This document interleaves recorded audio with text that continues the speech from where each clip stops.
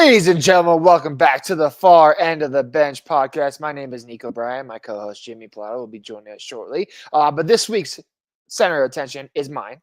And obviously, look, the world has been going through some things. America, we had something very big happen this past week, and I decided this week I'm going to be very controversial in my opinions this week in my center of attention and highlighting something that I think is very, very important to talk about, and I think that that goes a long way. And this hot take and this controversial opinion has been bugging me for a while, bugging me all this past week, bugging me the past couple of years. My hot take, and I am fully supporting this now. Russell Westbrook is a reliable role player. Yes, it has taken me 4 years to say that, but Russell Westbrook has earned my respect, ladies and gentlemen. The last 3 games he has started for the Denver Nuggets with Jamal Murray's concussions injury.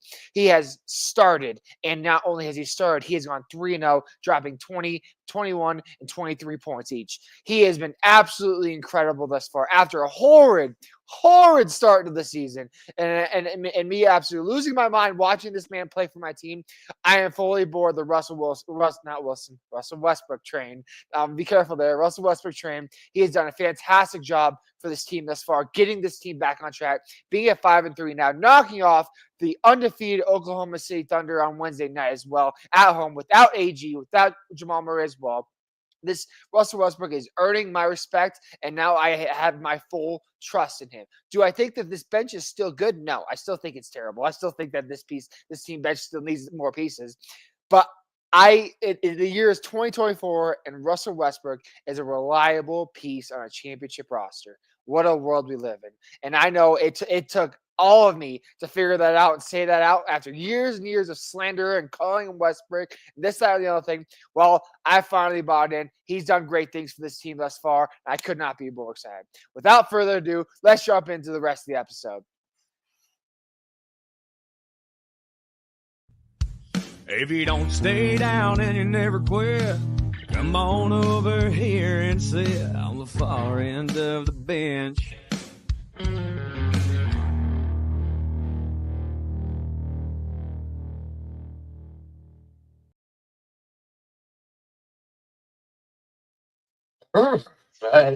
In a couple days where it's been kind of chilly, I can't believe that you said that on our airwaves. I can't believe that you used our platform to talk positively about Russell Westbrook. Yes, positively. But again, when we started this show, I thought there was no way he was ever going to be playing as a Denver Nugget. So I guess I have to put that out there in perspective too.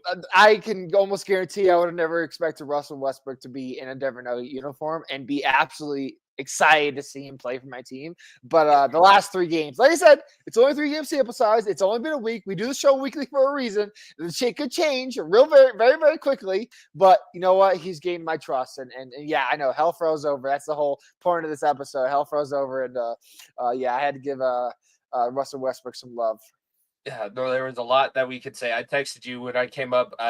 I'm enjoying side tangent because that's just the way we're working now, and I was at the house by myself all day today. That's the benefit and the negative of being a teacher. In Colorado, it did start to snow. It went from like 80 degrees to the next week, boom, first snow day, and now we got 2 more in a row. So I was kind of like sitting there, but if you let your brain kind of just sit off and work, your subconscious will work well. So it popped into my head, hey, hell froze over because of everything that happened this week. We had the fate of our nation was hanging in the balance on Tuesday night. Everybody was wondering, what's it going to be? How are things going to lean? The votes, how are people going to vote? And I'm here to tell you that it's still just as broken as it's ever been. College football, the playoff ranking, it's supposed to be this blind resume ranking. And I can tell you, by the way, follow at FEOTB Pod, subscribe, leave your comments about the rankings and what happened in the country on Tuesday night. Negative comments are allowed as long as you subscribe, like, follow, all that good stuff. If it's a blind resume, Niko, I want to sit here and I want to ask you this question. How is Indiana at number 8? At 8-0?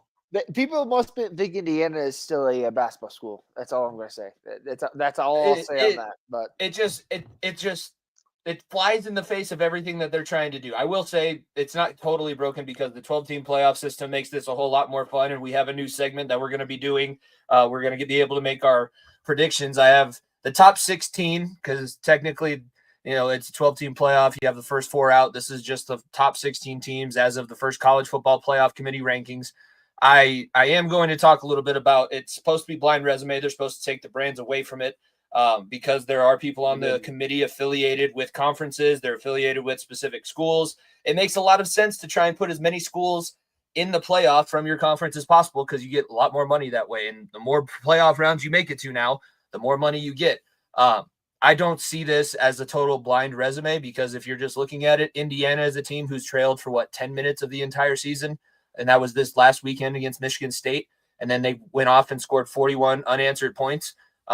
And they've beaten everybody by at least double digits. They're the only team in the country that can say that this season. If you just take away the logo, like put Ohio State's logo next to Indiana's resume. Yeah, I know they haven't played a super juggernaut opponent. They got the easier side of the Big Ten. But if Ohio State has Indiana's resume this year, they're number 1 team in the country pushing Oregon for that spot. Just real quickly, Oregon, Ohio State, Georgia, Miami, Texas, so far the top 5. The college football gods were not in my favor over the past weekend. They were in your favor. They weren't. Manny Diaz almost got his revenge. Duke's head coach. Duke was leading, I think, by 20. Miami's defense is suspect. I will put that out there 100%, but they are being saved by Superman, who is, I think, pushing himself even higher up in the Heisman race. He's got the brand behind him. So if we're talking that way, I think he's probably 2. Yeah, not even the Heisman race, the draft rankings. They're projecting him to be the number 1 quarterback, possibly the number 1 pick next year in NFL draft. Even like that's how high of a stock Cam Ward is on right now, alongside Shedeur, obviously being the 1-2 quarterback race. It's wild. It's wild, and he's done a hell of a job. And like I said, I don't know necessarily Miami's the 4th best team in the country. I think that I still would pick a lot of teams better ahead of them, but ACC, like I've said all season long, is not as good as people thought.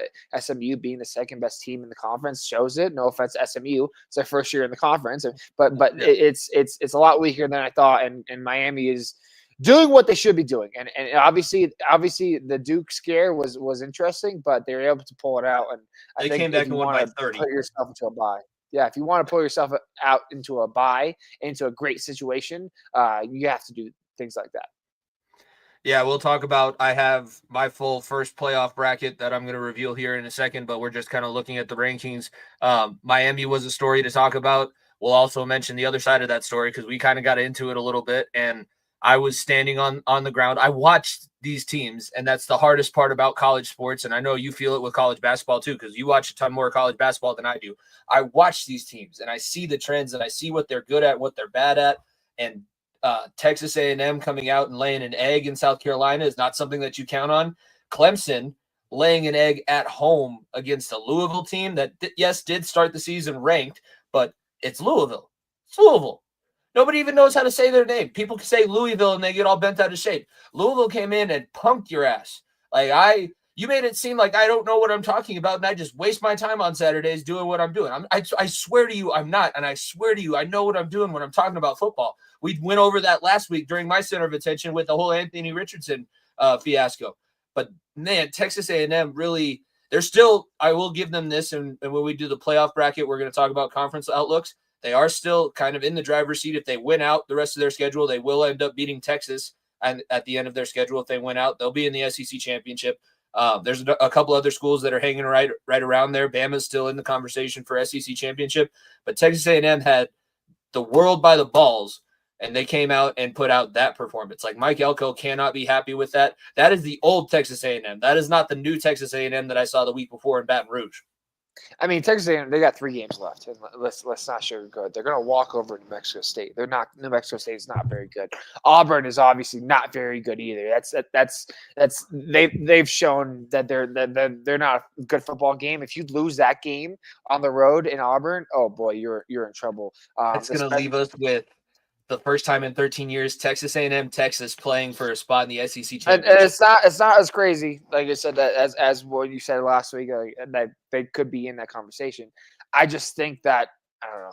I just don't have the faith in I Texas. lost A&M. the I faith don't. that I had in them last weekend. Like I said, sometimes it changes week to week. That's you said it too. We do this show weekly. Sometimes it does change. What I saw 2 weeks ago, Texas A&M could have ran the table and beat everybody. What I saw last weekend, Texas A&M might show up in the first round of the playoff and get upset. That's how far it went. And you're going to see on my bracket, they actually fell off of my.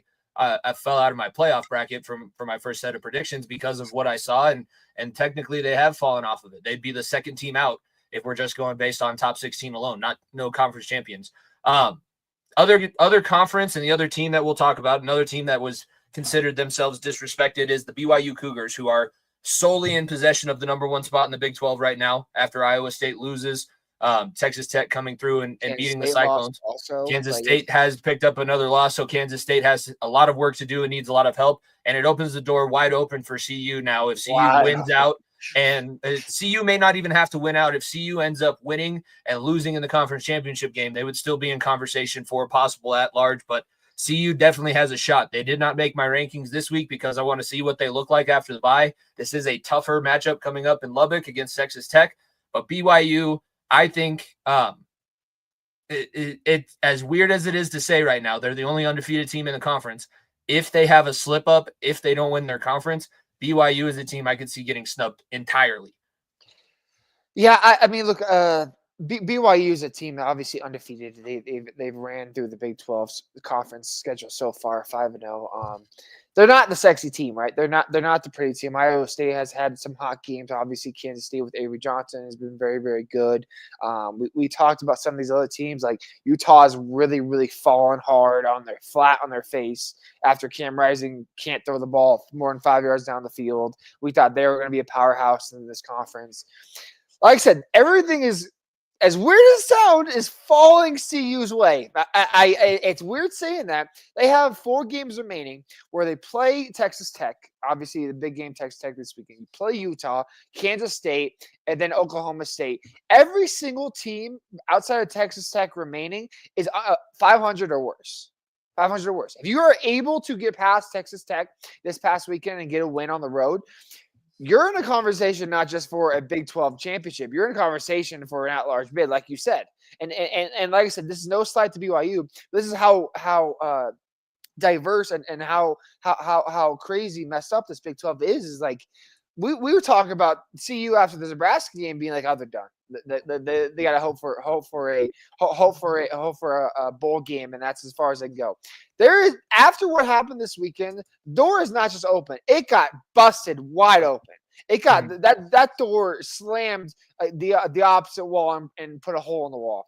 Like that door is wide open for the Buffs, and if they take care of business here, I would not be surprised if we see a BYU CU versus Big 12 championship, which is crazy to think about because let's not forget, these are 2 new teams into the Big 12. These are 2 brand new, spanking new teams in the Big 12. I think BYU was in it last year, but either way, last 2 years, they're brand new to this Big 12 conference, and they have overcome Kansas State, Iowa State, Cincinnati, Texas Tech, Utah, Houston, UCF is Arizona, another tough team. Yep, Arizona State. They have overcome everybody. They've overcome everybody. So, like I said, this Big 12, it's very interesting because I'm a little worried that if BYU, CU, Iowa State, they lose a couple games here in these next 3-4 weeks where they struggle, and you have a 2-win Big 12 champion, I don't know if they get that 4th bye.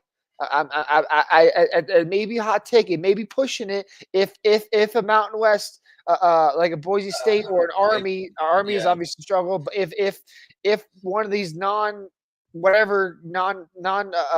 Group of 5 conferences, I think it's technically group of 6, but yeah, no, there's. I think right now Boise would have the best case to possibly jump up because it is supposed to be they're not supposed to get the 4th bye. They're just supposed to have a host playoff game. If Boise only ends with 1 loss on their entire schedule, which honestly, let's be honest with you, Mountain West isn't very good. Probably a good chance that happens. And that 1 loss was to Oregon, who could win the Big Ten championship, be the number 1 team in the country. I'm sorry, but that could be the bye. That could be the bye. I'm just giving scenarios out there. It's not that wild to think about. No, that's the key for Boise right now is they have the best loss, kind of same as Ohio State, and Ohio State also padded to their resume this weekend too. But Boise State has the best loss in the country right now. And so does Ohio State. Ohio State also picks up a big win in Happy Valley. James Franklin, I believe, is now 1-12 in his 13 seasons as head coach against Ohio State. And this one, it worked out. This was probably, we said it, this is the closest that it's been since this rivalry kind of took center stage, since about 2016 when they had Saquon and Trace McSorley. They went with Drew Aller. Drew Aller did play. They had every chance to win. They have the pick six opening up the second half. I believe they're up by 10 at that point.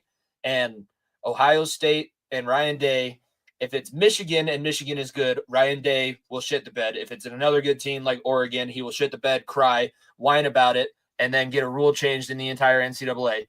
But if it's James Franklin and the Penn State Nittany Lions, they will handle business and they will get it done. And that's what happened again this weekend. Ohio State sits at 2, Penn State down to 6. What did you think of that one? I mean, look, I know how good Ohio State is. I think that they've played some opponents down to the level. I think Ohio State is still one of the most talented offensive teams in the country. Frankly, with Judkins, Ibuka, and company, and Jeremiah Smith as well. That's the name I was thinking about. They have a lot of weapons for Will Howard to use at his expense that I think he has not opened up entirely. This defense is the one that obviously is giving the most headaches thus far. They've been very inconsistent, and I kind of just it's a devastating loss for Penn State because that knocks them not only out of the bye picture, it knocks them back into a position where you maybe, like I said, we talked about last week, they could be in a position where they go on the road. And frankly, I do not trust the James Franklin team in Penn State. You look at what happened when Penn State played USC 3-4 weeks ago, whenever it was. That's a USC team that has, frankly, not been very, very good. They have struggled mightily against the bad teams, and they barely got out of that one in overtime. You play a good team on the road, an SEC caliber team on the road, like that's bad news for James Franklin and Penn State. And like I said, it's crazy to be thinking about this, but we're in November. We're talking about these games that mean something to the playoff, and they absolutely do. Like these games, it helps, or it's hurting your resume / helping your resume when you get these big time wins, big time losses, and Penn State, like I said, not being able to get over that hump. No one, frankly, myself included, no one gives them respect because I know when they face Ohio State, they're going to crumble every single year. Every single year. That's why when I see like a Penn State or I see like a Missouri at the beginning of the year, that was a top 10 team, I was like, that won't last long. I was like, that's cute. It's cute, but it's not going to last long because daddy's around the corner. And when you face Bama, when you face Ohio State, face these juggernauts, you're not going to succumb to the pressure. And Indiana, one of those teams now, we're in this Big Ten picture. If you can knock off Ohio State, oh baby, oh boy, it could be very, very interesting. Is all I'm going to say. No, I think that's Indiana. Kirk Cignetti. This is what I listen to Joel Klatt a lot. This is what he's calling Cignetti's triangle of hate, because in his press conference that we referenced, not the press conference, it was when because they always do that. When you hire a new football coach, especially at a basketball school like Indiana, you bring them out at halftime of the basketball game, and they did. And the end of his speech was, Ohio State sucks, Penn State sucks, and Purdue sucks, Michigan sucks, and Ohio State sucks. So they have beaten Purdue now. Purdue's the last game of the year. Purdue will be the last game of the year. So Michigan this upcoming week is the first cycle of the Cignetti triangle of hate. By the way, I meant to tell you this off air, but maybe saying it on air might be good too. We should try and get Jeremy on to talk about that Ohio State-Indiana matchup. Just even if it's just a quick segment, because he's got all of the ties to both sides. He went to Indiana, been an Ohio State fan for a long time. Brother went to Ohio State, so I think that one will be fun to talk about. We're going to get into my bracket predictions. I'm also going to, just so everybody can see this, if you don't play college football as much as Niko and myself, you might not be as familiar with the bracket, but I have it up on the screen now if you're watching on YouTube. If not, go check it out. Top 4 seeds, which are supposed to be for the Power 4 conference champions, will get a bye into the quarterfinals. First round is being played at the higher seeds location. So 8 seed will host, 6 seed, 7 seed, and 5 seed is supposed to be the one highest ranked group of 5 conference champion. That is how it will all be shaking out. Before we get into who's on the bracket, let's go ahead and look at the standings. I'll get those pulled up. Where do we want to start? I'll let you pick the conference that we want to start by looking at the standings. Let's just do alphabetically and pick the big four / we can have the conversation about Boise State 2 again as well in this conversation, because I think the big four and go alphabetically with the ACC. All right, we're starting with ACC. I'm pulling up the standings now. As it sits, it would be Miami versus SMU. Neither of those teams play each other for the remainder of their schedule. I believe Miami might have Pitt left, and SMU will have Clemson or Louisville. I can't remember which one, but those are the two that seem to be separating themselves. I know that SMU has more fame for like the Jim Craig and the Eric Dickerson, the death penalty era. The Pony Express 30 for 30 is legendary. This is not necessarily that level of team, but this SMU team is good enough to play with the ACC especially. Are they good enough to not let Cam Ward put on a Superman cape and beat them? That remains to be seen. But I think that would be an interesting matchup because it's at least a new brand that we haven't seen in this conference championship matchup, and a brand that we haven't seen. I looked it up. The last time that Miami was in the conference championship game was 2018 when they got beat by, I think, 30 by Clemson. That was the last time that Miami has been relevant. So Mario Cristobal trying to do something that hasn't been done at Miami for a long time. So the SMU, are you looking at another team that will sneak into the ACC championship now that you see the standings, or are those the two that you're picking? I think Clemson would be the one, if I'm being honest with you. I think if SMU does falter against anyone, and maybe you can look this up while I'm talking about this. If SMU plays Clemson, I would expect Clemson win, to be honest with you. Like I said, SMU is a team that's very, very solid, but I'd expect Cade Klubnik and Dabo to win that big time matchup. So I would expect almost a Clemson versus Miami ACC championship.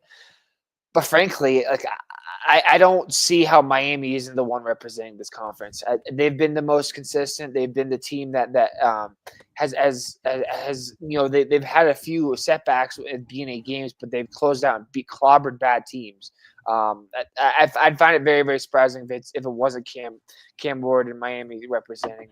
I'm not going to call this a Cam Newton esque season that Cam Ward is on, because yes, the names are similar and the play style is kind of similar too. Big arm that can run as well. But I think Cam Ward is securing himself as being a staple in college football lore, and I don't see another team knocking on that door, frankly. And I'd expect Miami to be not only in the playoff but be a team with a first round bye. So looking at SMU, the remaining schedule, they have Boston College this weekend at home. Boston College has been feisty, so if they're going to slip up, it would be that one. Then they finish at Virginia and then home against Cal. Their resume up until this point, their one loss on the season is to BYU week 3 by 3 points. So if anybody is rooting for BYU to finish their season and finish in the Big 12 championship, possibly as a conference champion, it would be SMU, because that would give them the possibility. I mean, if they find themselves in this game, I think that they have a shot at an at-large, because then they're going to be top 15, and who knows? Every team that makes a conference championship this year has a very, very good chance. That's why I think makes a conference championship cool, with one loss. One yeah. loss. I think if you make it with 2, you got to win and you're in. But if you make it with 1 and you lose, there's a chance for the at-large. I think that, I mean, you're going to see it in a little bit. I picked SMU and Miami to be playing in this game, and I did have Miami beating them just because I think it's not this weekend, this game, that I don't trust Cam Ward. I have Cam Ward falling and Miami falling a couple weeks later on in the playoff. But the ACC with those two teams, I think that conference championship game will at least produce points. That's one thing that we can say. Next up is the Big 12. Looking at it, we've already kind of talked about it since CU is in the mix. BYU currently at the top, and then a two-way tie between Iowa State and Colorado with 4-1 conference records. Technically, Iowa State does have the better overall record, but they will play Kansas State coming up to finish off their season. So one of those two teams will be both of those two teams will knock one or the other out. There's not another team that's going to sneak in, I don't think. But of those top 4 teams, is BYU the one that you trust the least? I know that you probably haven't seen as many BYU games because they're a little bit more like they're still kind of played in the Pac-12 and the Mountain West time slots on TV. But is that the team that you trust the least? I mean, based upon what you've told me with BYU and their strengths of schedule and who they've beaten, like I don't hate that at all. I do think that they probably have the easiest path left to the Big 12 championship. Utah, obviously, we said not very good. Kansas has struggled this year. Arizona State has had a couple of good games, but have struggled as well. That's probably the toughest game left. And Houston has been a laughingstock in this so far as well in the Big 12 schedule. So I think that BYU will be in the Big 12 championship based upon who they play left and them taking care of business. I'll go on a limb here. I think CU does make this Big 12 championship. I really do think that Iowa State and Kansas State are going to knock each other out, and I think that could hurt both resumes. And CU has a backdoor shot at getting in, whether they beat BYU or not. That's a great question to be determined. But I do think that BYU or CU could get into that conversation. Absolutely. So, and frankly, if they get to that Big 12 championship, this isn't like the year. I can't remember the exact year. It might have been 2017.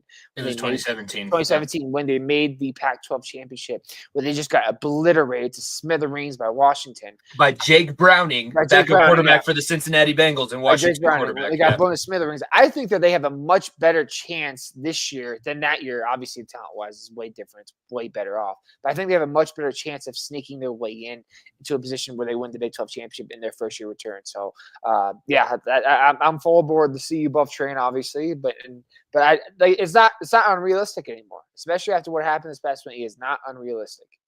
Yeah, it'll be.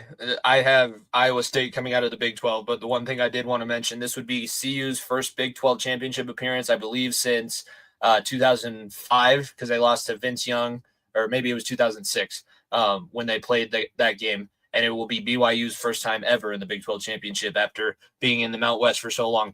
By the way, that is a sneaky rivalry game. BYU and Utah hate each other.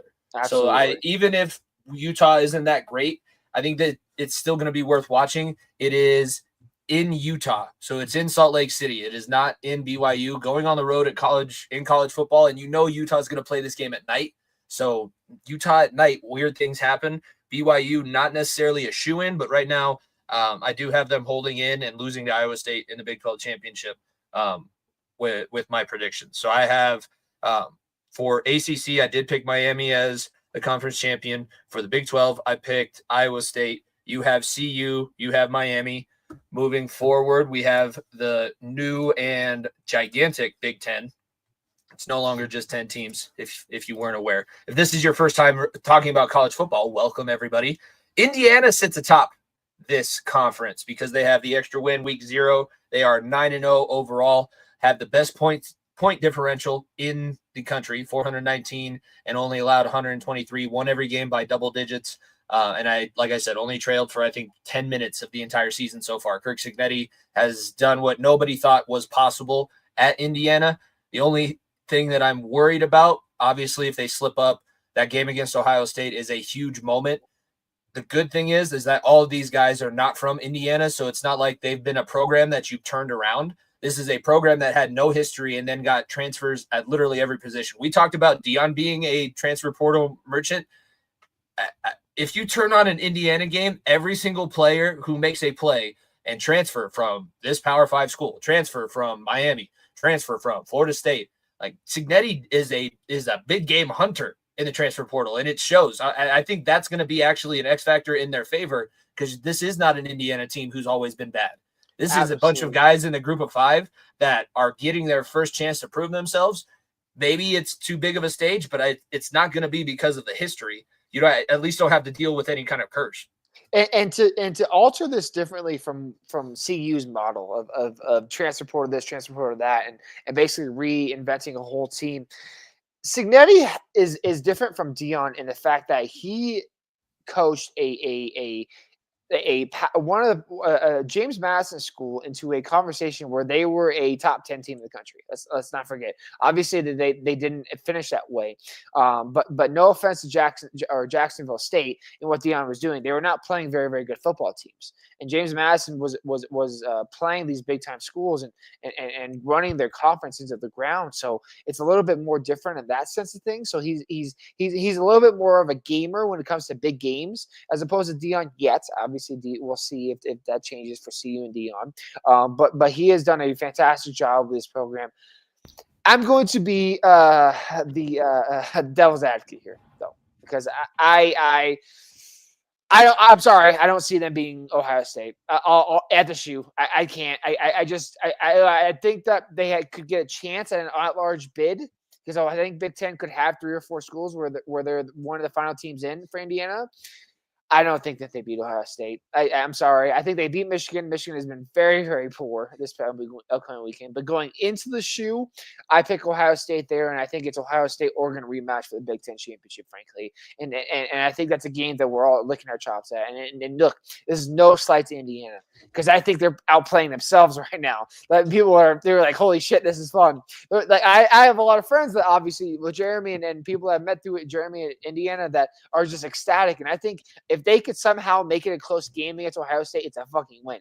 It's an absolute win because if you beat Michigan, you lose to Ohio State, and you beat Purdue at the end of the year, Indiana with 1 loss, and that 1 loss being Ohio State should be in the college football playoff. I will stand on that. I think you'll agree with me here, Jimmy. I have Indiana in the playoff. That's for sure. I just don't think that they'll be in the Big Ten championship unless there's a weird tiebreaker where they have the tiebreaker over Oregon because Oregon loses or something. I don't know how all that works and where the tiebreakers come in for teams that don't play each other.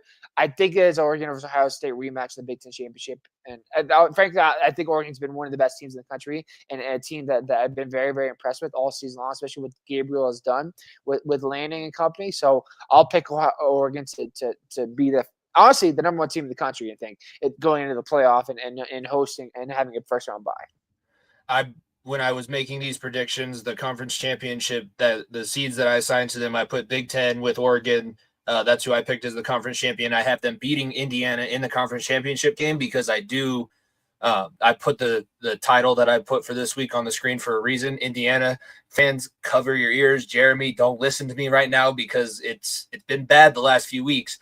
But I am giving them the benefit of the doubt that they will be in the Big Ten championship as of now. And I have them losing to Oregon. That means beating Ohio State and beating Purdue, and they go into this thing undefeated, and they lose in the Big Ten championship, which drops them in my predictions to a 6 seed. So they still get to host a playoff game in Bloomingdale. They'd be hosting BYU, who lost in my Big 12 championship. So I'll go through all of these again. I also put score predictions. That's how much I'm so excited. I'm so excited. I normally only get brackets for wrestling. Now I get brackets for football too. This is like candy for me. All right. We got to keep moving. Last of the Power 4 conferences that we need to look at. It is where the big boys play. This is where the big boys play. That's all I can think about when I think of the SEC, especially with the Turner and the Georgia ties. Georgia, Texas A&M, Tennessee, and Texas, because and LSU all have 1 conference loss. So there's a lot of congestion at the top. Georgia has been handling their business since their loss to Alabama, still top 5 in the country, top 3. They're number 3 right now from the College Football Playoff Committee. Carson Beck, you got to think that with as talented and with as much expectation, as much hype, and people who have been talking about him and we're calling him the number 1 quarterback in this class at the beginning of the season aren't dumb. Like, it's not like they were a whole bunch of idiots that didn't know what they were talking about. This is out of character. Nobody expected this. I liken it back to, you remember when Matt Barkley went back to USC after his killer junior season, and everybody's like, oh, it's written in the stars, he's going to go on and they're going to be undefeated, and it just didn't happen. Carson Beck's having that kind of season. I don't think that he could have declared last year, but he's just not playing very well. But Georgia is finding ways to overcome, and the X factor for the Bulldogs is Kirby Smart. He is the new standard of college coaching. Unless Signetti can do what people are predicting this season, he is the guy that you have to look up to. He is he's not Palpatine, he's Darth Vader. He's not the leader. He did not build the empire, but he is the right hand, and he is the most feared person right now to be staring at in the conference championship game. Absolutely, and I think Georgia at this point is a shoo-in to be in the SEC championship, and I think that they'll just beat up some bad teams. Looking at obviously the top of this SEC conference, it is such a clutterfuck. It is. It is wild. It is wild just because obviously only one of these teams is going to have a bye, and when you do that, it's going to play into a lot of factors here. And I want to get your take on this because I was just thinking about this as you're talking about this. Is like, does Alabama is Alabama a team that's on the outside looking in? I'm glad you brought that up because I have them as my first team out.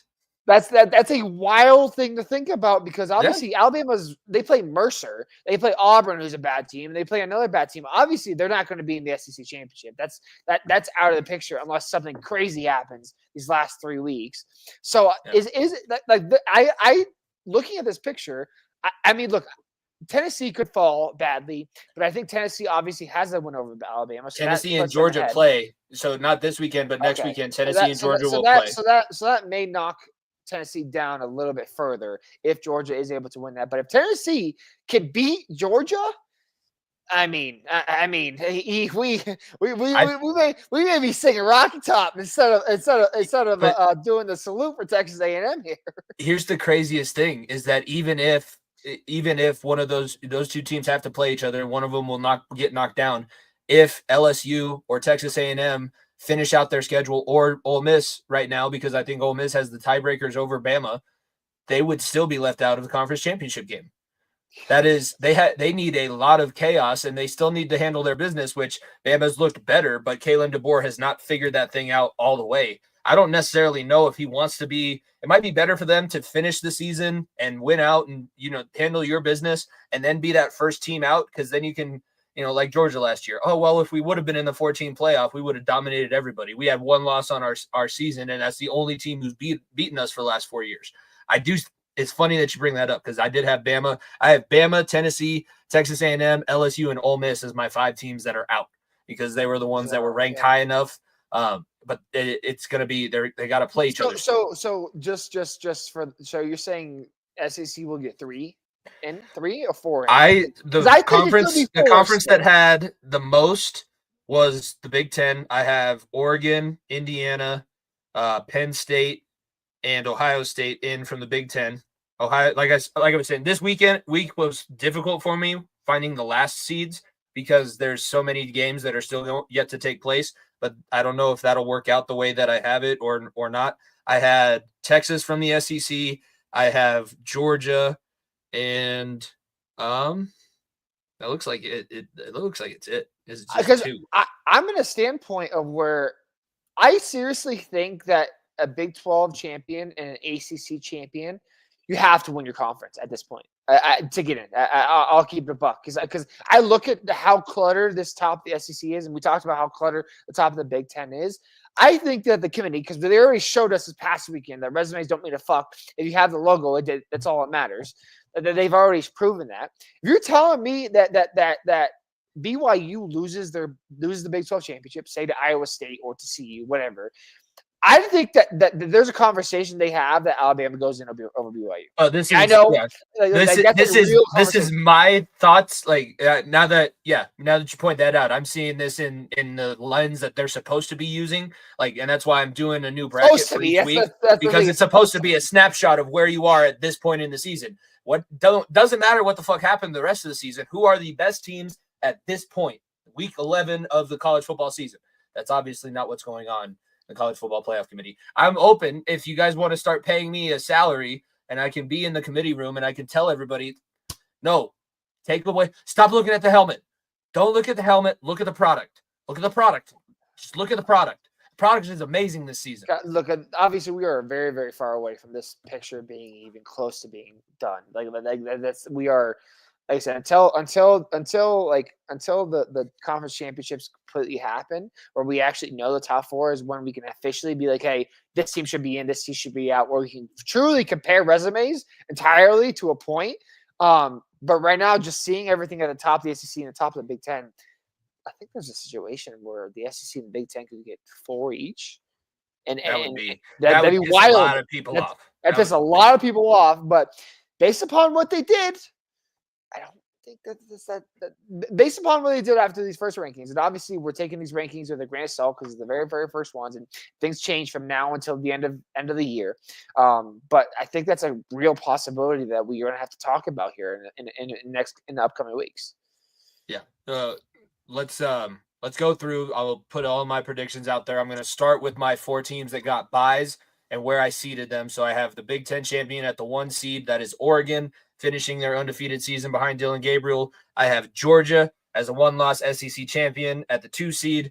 I put Miami as the 3 seed because they would be undefeated in my scenario.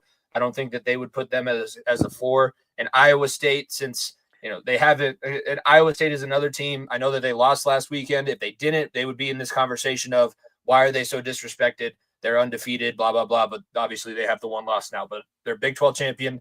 I did not have CU on my bracket. I didn't want to take it that far. I'm a mush. So CU fans, you don't want me to tell you that CU is going to be on the bracket with 3 weeks and the Army-Navy game still upcoming. Those are my conference champions. I have my 5 seed was Boise, with a 1-loss Mountain West championship behind Ashton Genty, finalist for the Heisman Trophy. My 6 seed was Indiana after losing to Oregon in the Big Ten championship. 7 seed was Notre Dame, just because they don't have the conference championship game, so they're always going to be likely to make the bracket and host a playoff game. 8 seed was Penn State, because they get the benefit of not playing a conference championship game and picking up another loss after their loss to Ohio State. My 9 was Texas. That means that Penn State and Texas would play in Happy Valley. My 10 seed was Ohio State, so they played Notre Dame. My 11 was BYU going to Bloomingdale to play Indiana, and SMU out of the ACC plays Boise in Idaho for the 12-5 matchup. I don't hate that. I don't hate that. I'm not going to go into depth for 5 through 12. I will say who I think gets the buys. I have Oregon and Georgia as well. I have Oregon and Georgia. Well, I also have Miami. And you know what? I'll take the bait. Boise State has a first round bye. I'll take the bait because the way I see it, if CU wins, they'll be in the playoff. Obviously, I have CU winning the Big 12 championship, and frankly, if Kansas State or one of these 2-loss teams gets in, I think there's a conversation of Boise State being the 4th bye. I'm dead serious. I'm dead serious when I say this because they play the Mountain West. Maybe look, I may be. I'm gonna look up. I'm just gonna look up and make sure that there's not a rule that states that can't happen because that's what everybody's been predicting. Well, based upon the video game, I've been a Mountain West school with my Lopes and had a bye. So I just think that it's possible. So that could change it that way, and it's not held to these Power 4 teams. But I seriously think that Boise State will have a bye. Field will consist of top 5 conference champions as ranked by the College Football Playoff Committee, as well as the next 7 highest ranked at-large schools. Top 4 conference champions. Okay, so it is just top 4 conference champions. Okay. And the way I'm pointing it out is I'm having CU beat BYU, right? CU beat BYU in the Big 12 championship, and CU would be your 5 seed. They will be my whatever if that goes 5 seed. I don't know how they. That would be because conference champions have to be 1 through 5. So CU would be 5 seed. BYU or Boise would move into your 4 seed. So we would have a playoff game at Folsom Field. Boise State has a hell of a resume. Okay, like I said, they've beaten some bad teams, and I understand that I'm sugarcoating the Mountain West because the Mountain West is pretty ass this year too. But CSU is number 2 in the Mountain West right now, and they're not good either. So Boise State has ran the table, and they will run the table all the way through. I just think that. I mean, this is the whole conversation that we've had the last couple of years with Cincinnati when they're in the the American, and then UCF as well when they're in whatever conference into the Final Four. Also the American. We were like, they have 1 loss, and it's to a top 4 team. Like we were like, they should get in, and they should get in.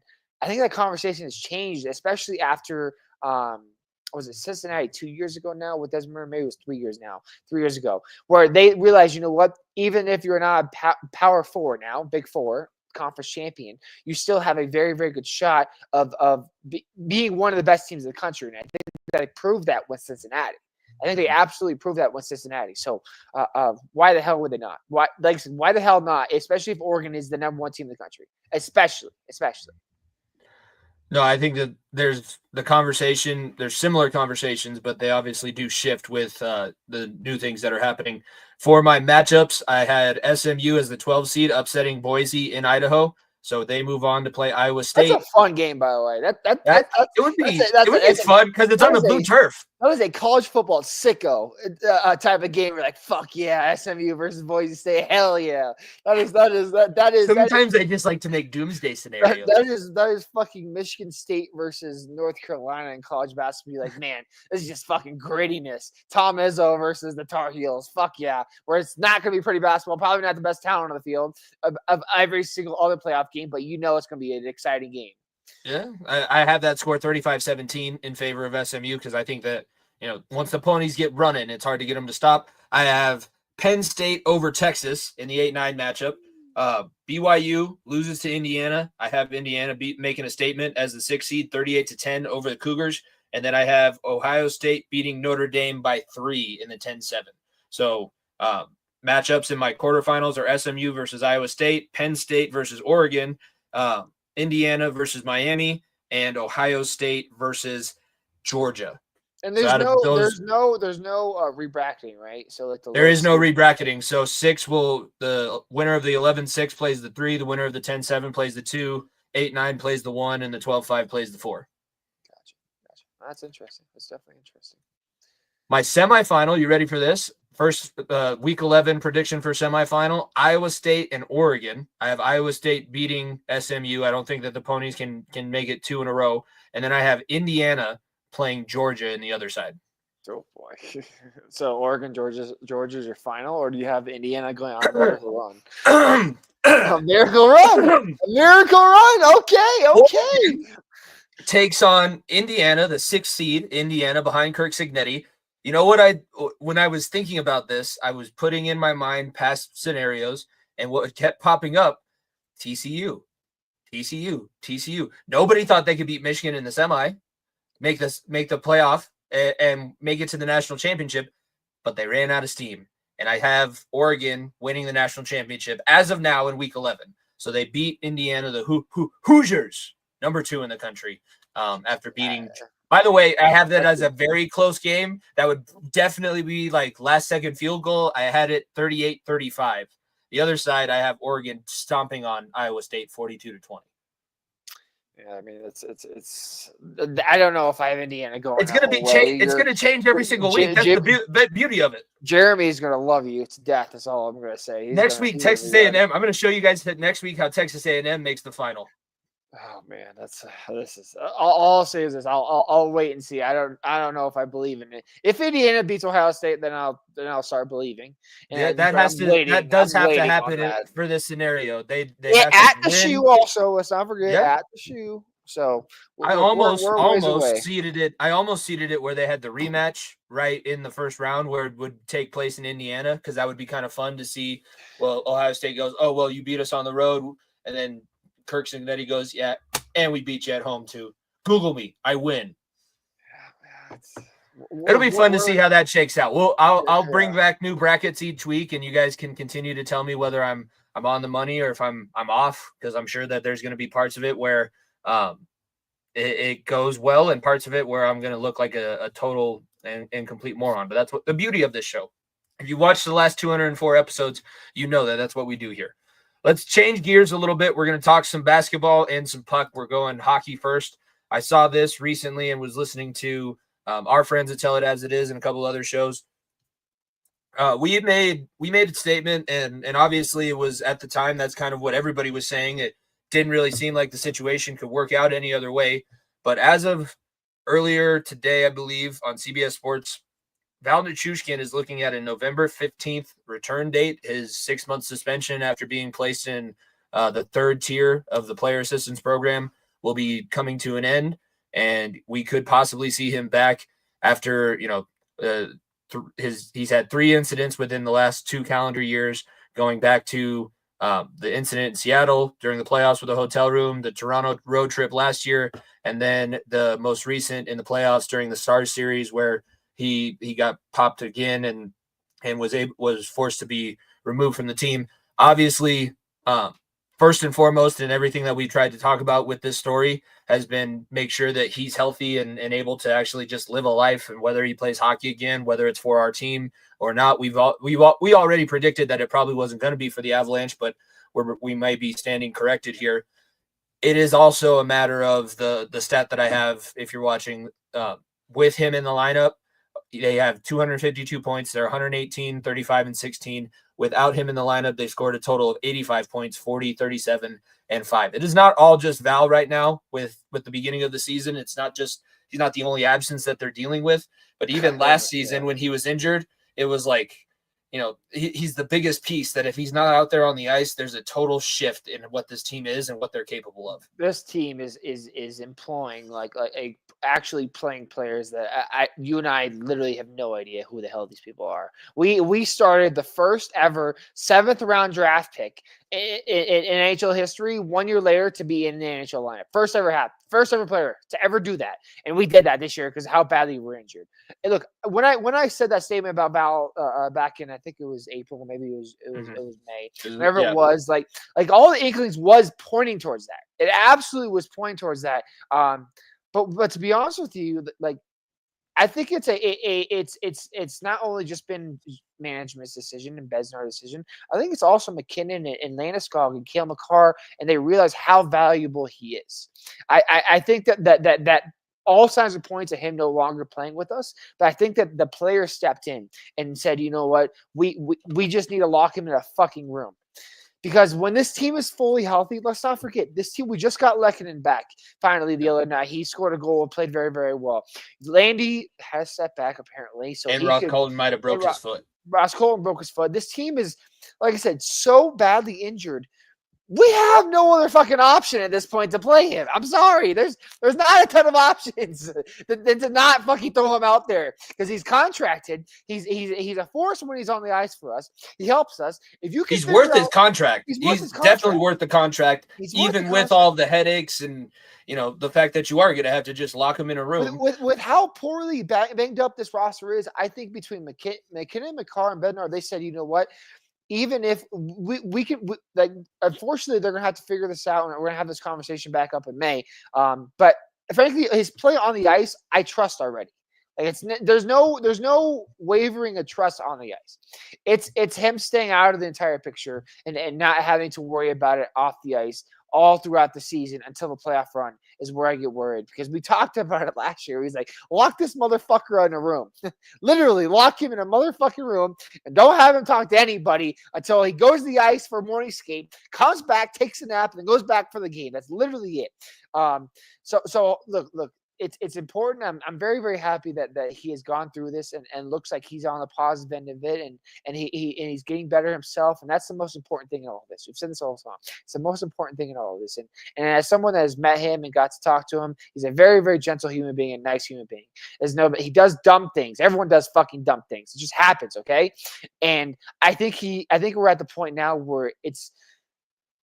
Look. The coffin was made. Let's not made. The coffin was made. We thought the nail was him missing last year's playoffs. His is his final chance if he ever wants to play hockey again. Plain and simple. If you ever want to have another chance at playing hockey again, because last year, even after he did the whole thing, if we released him, there's a good chance he would have been picked up by another team. Let's be honest. There's another chance that another team that had salary cap would have picked him up because you would have picked him up for whatever reason. This is your last chance with this franchise, within the NHL, frankly, to show that not only are you a great hockey player, you have figured everything else off the ice too. So I'm excited to have him back in the ice. I'm excited for these guys to get back into the lineup and slowly get healthier, slowly, because look, frankly, we've kind of figured out who the number one goaltender is, and it's not Georgiev. The Juice has been playing very, very well recently, and he deserves the number one netminder thus far. So we've kind of slowly figured out, is it a long-term solution? Probably not. He'll probably falter at some point, but thus far he's been very, very consistent to start the year.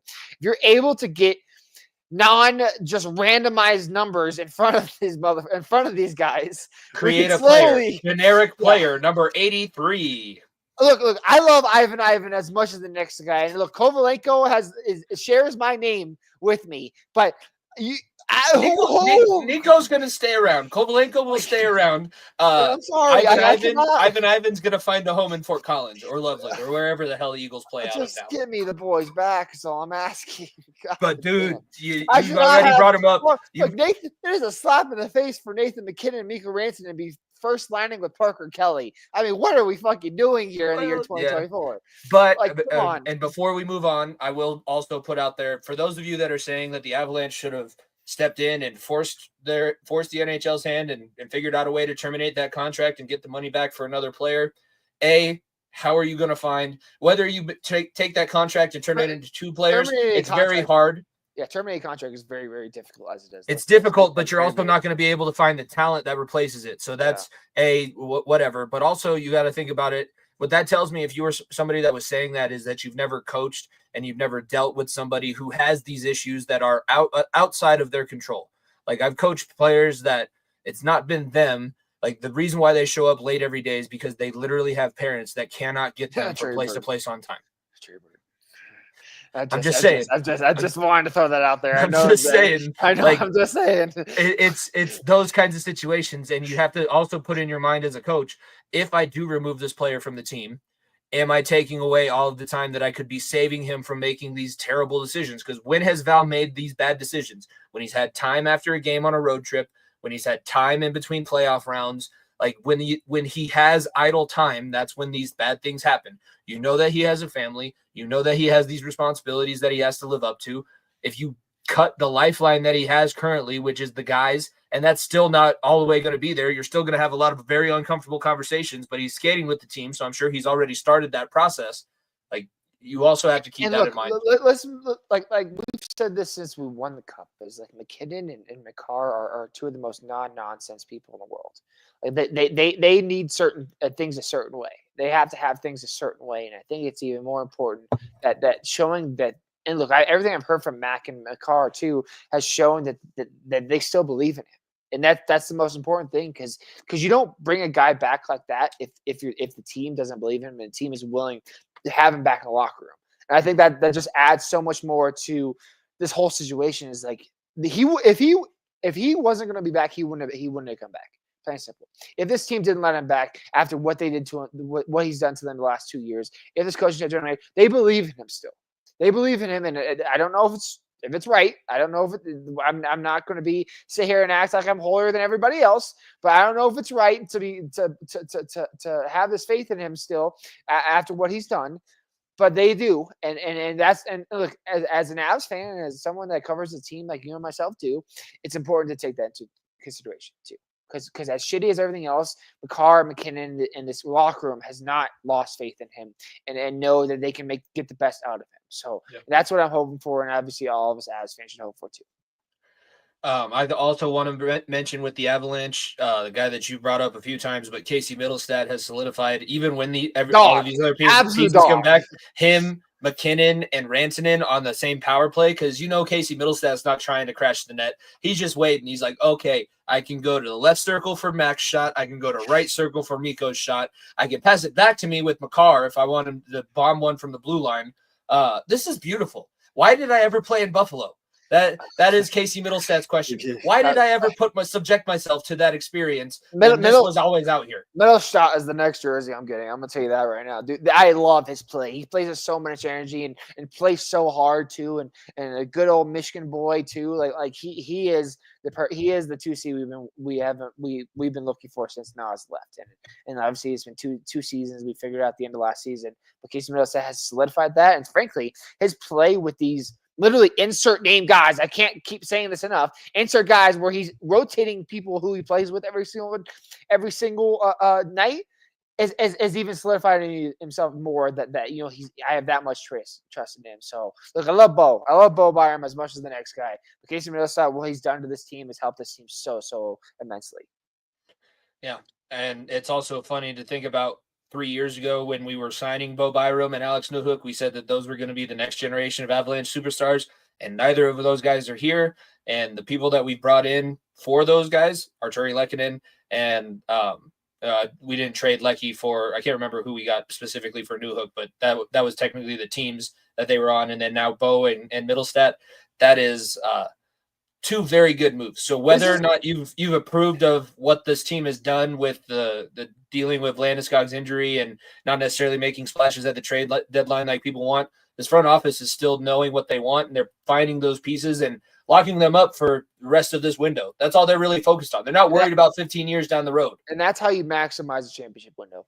And frankly, it's in all sports. You develop young guys, and when you develop young guys and you have a good support system around them, where you can afford to lose one of them, and you upgrade a different position, right? You develop young talent at a position where defense, obviously defense is struggled this year, but with the depth of defense and obviously Kale Tays, Sammy G, Manson and company, like there's a lot of depth of defensive position that doesn't give Bo a lot of opportunity. Another team will jump at that opportunity for him to be the top defenseman. And that's the same thing that goes for basketball and NFL too. It's like you can move on and trade these guys away because you know the depth thing, and that goes with developing young players, and that's what good teams, championship teams do.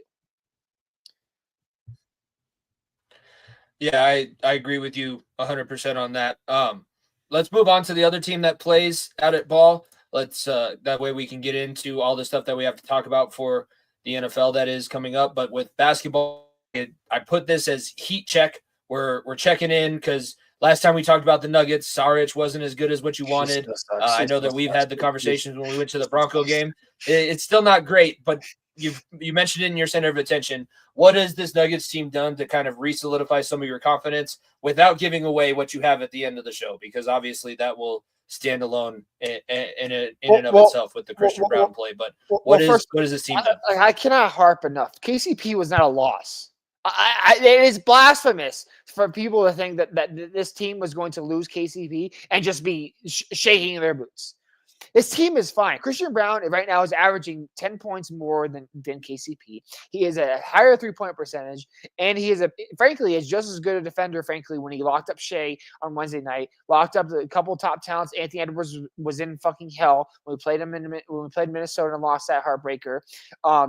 Christian Brown fits perfectly with this starting lineup. We are not losing KCP. What we are losing is Christian Brown off the fucking bench. What we're losing is Bruce Brown off the bench and Jeff Green off the bench. 3 guys that frankly could have started games. I keep circling back to that series against Miami. Is Game 4, the closing lineup was Jeff Green, Christian Brown, Aaron Gordon, Nikola Jokic, Jamal Murray. Not Michael Porter Jr., not KCP, not Aaron Gordon. There was you have to have this bench unit, and frankly, I think Michael Malone's figured out. And he coached a masterclass of a game on Wednesday night against Oklahoma City. You need to give Zeke an opportunity. You need to give Peyton Watson opportunities. You need to give Julian Strathberry, who I think has been very, very good, opportunities to flourish in moments they can. Julian Strather has been one of the best bench players all season for us. He can shoot the ball really well, really great ball handler too, been very, very good. The backup center position, backup big position is going to be interesting because obviously AG with a hamstring injury is now out for the next 2 to 3 weeks. So that's going to be a big step up for Peyton Watson now and see how he does. And Zeke Naji, now this is your opportunity for bench units as well. Jamal obviously has been injured with a concussion the last couple of games. And like I said in the center of attention, Russell Westbrook has given me hope. Like for years, I was begging for Russell Westbrook on opposing teams to shoot the ball. And frankly, I probably still would be if I was a team facing the Nuggets to shoot the ball. But his energy defensively wise and his ability to feed off Jokic, he's slowly figured out how to play off Jokic. And that's literally the whole fucking centerpiece of this team. The motherfucker leads this team in points, assists, rebounds, blocks, steals, and plus minus.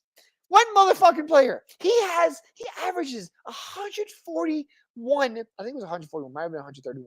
130 plus touches a game. The next, ball touches a game. You know who the next closest person is? Jokic.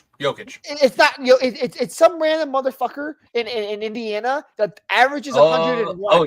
All the NBA, yeah. Then I can also put out. I was also going to throw out there Shea because Shea seems to be the only person. Exactly, he does touch the ball a lot. Like this motherfucker, everything goes to him. I cannot stress this enough. Everything runs through from him.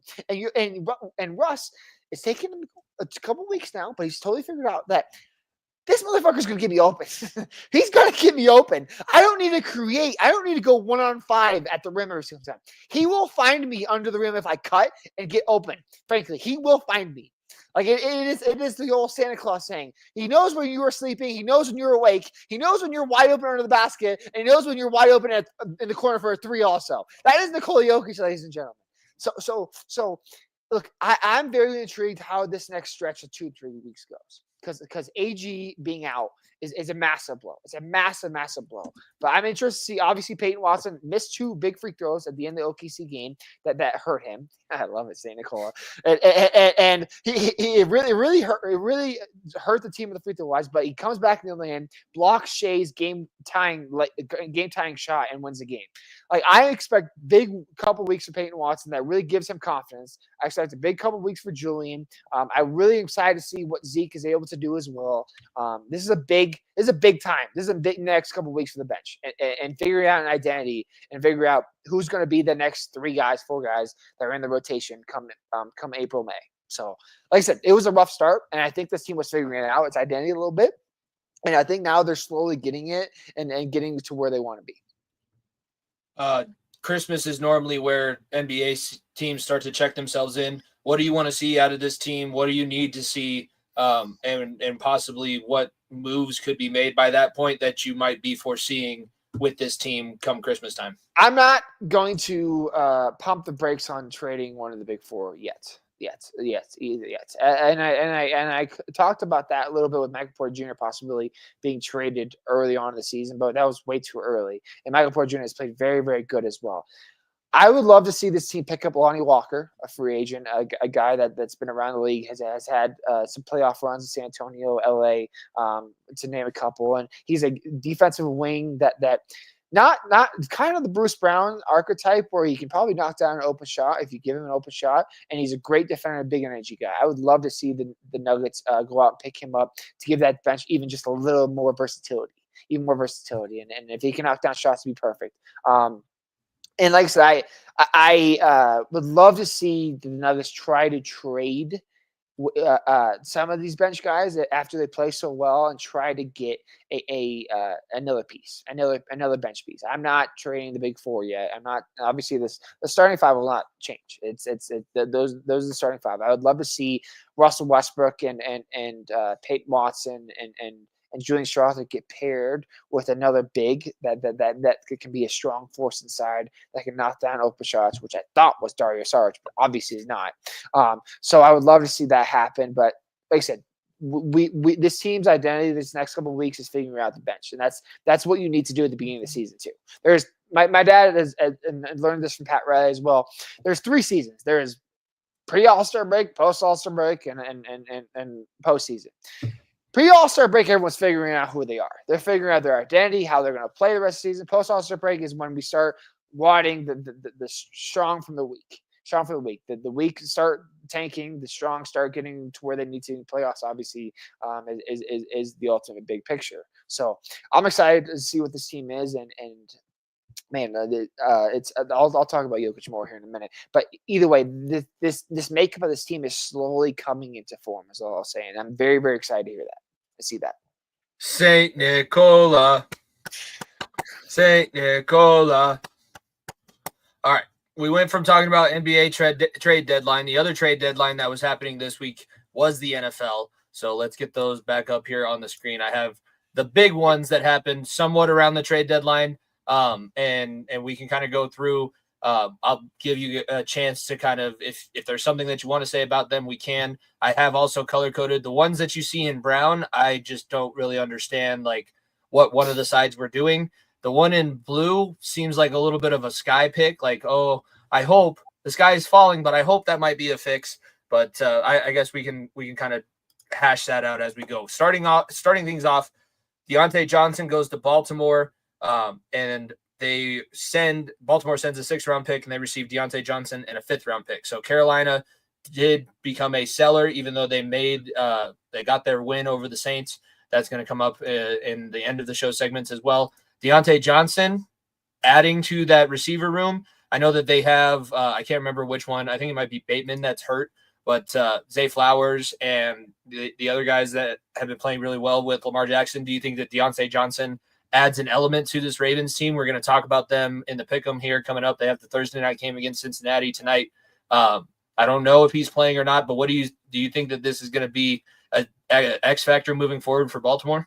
I think it's a consistent pass catcher. I don't think this is a shocker move that's going to elevate the Ravens to an unstoppable force. I think, honestly, the next trade we'll talk about here in a second, the next one you have listed, it does that more. But Deontay Johnson, I think, is going to be a guy that Lamar can just rely on and be, like I said, that offense is not going to change to help Deontay Johnson. He is just going to be an added bonus into a lineup that can help this team be more two-dimensional with the running game, strong running game with King Henry and Lamar, obviously, and then adding Deontay Johnson. He's not going to be a make or break guy by any means, but I do think he helps his team a lot.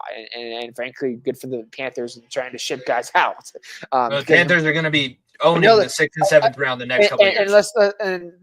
I know you didn't even have this trade in there. They traded another receiver away, Jonathan Mingo, to the fucking Cowboys, which may have been even more only because it was to the Cowboys. That's why I was like, it was even more of a head scratcher that made no sense. But this next trade, I don't know how we like Kansas City. The nuke trade. I don't understand. That was a nuke on the rest of the NFL because he shows up for 2 games and already has 2 touchdowns. It's so dumb. It's so Tennessee. What the fuck are you doing?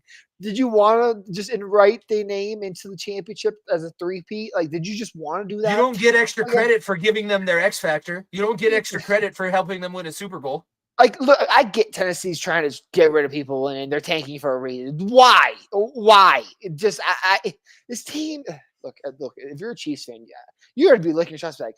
We got DeAndre Hopkins. Nothing ever works out for Kansas City Chiefs fans. We just have Patrick Mahomes, Travis Kelce, the NFL refs on our side, Taylor Swift, and we picked up DeAndre Hopkins. So I think it is a perfect situation for DeAndre Hopkins. This is the best quarterback he's ever played with, and frankly, he hasn't been good. Like this is a guy who's had been quarterback hell. Literally his whole career, except for 1 year, and that was Deshaun Watson before everything happened. He's been in quarterback hell in Houston. He was before Kyler. Obviously, Cardinals have been really, really good recently, so Kyler's gotten a lot better. But early Kyler was not very good to help him. Tennessee, he had Will fucking Levis throwing him the ball and Malik Willis, and now he gets one of the best quarterbacks of all time throwing him the ball, and I think this comparison is – I don't know if DeAndre Hopkins is to the level of Randy Moss. I don't think he is in terms of skill-wise. And that's probably not his fault because of how poor the quarterbacks he's played with.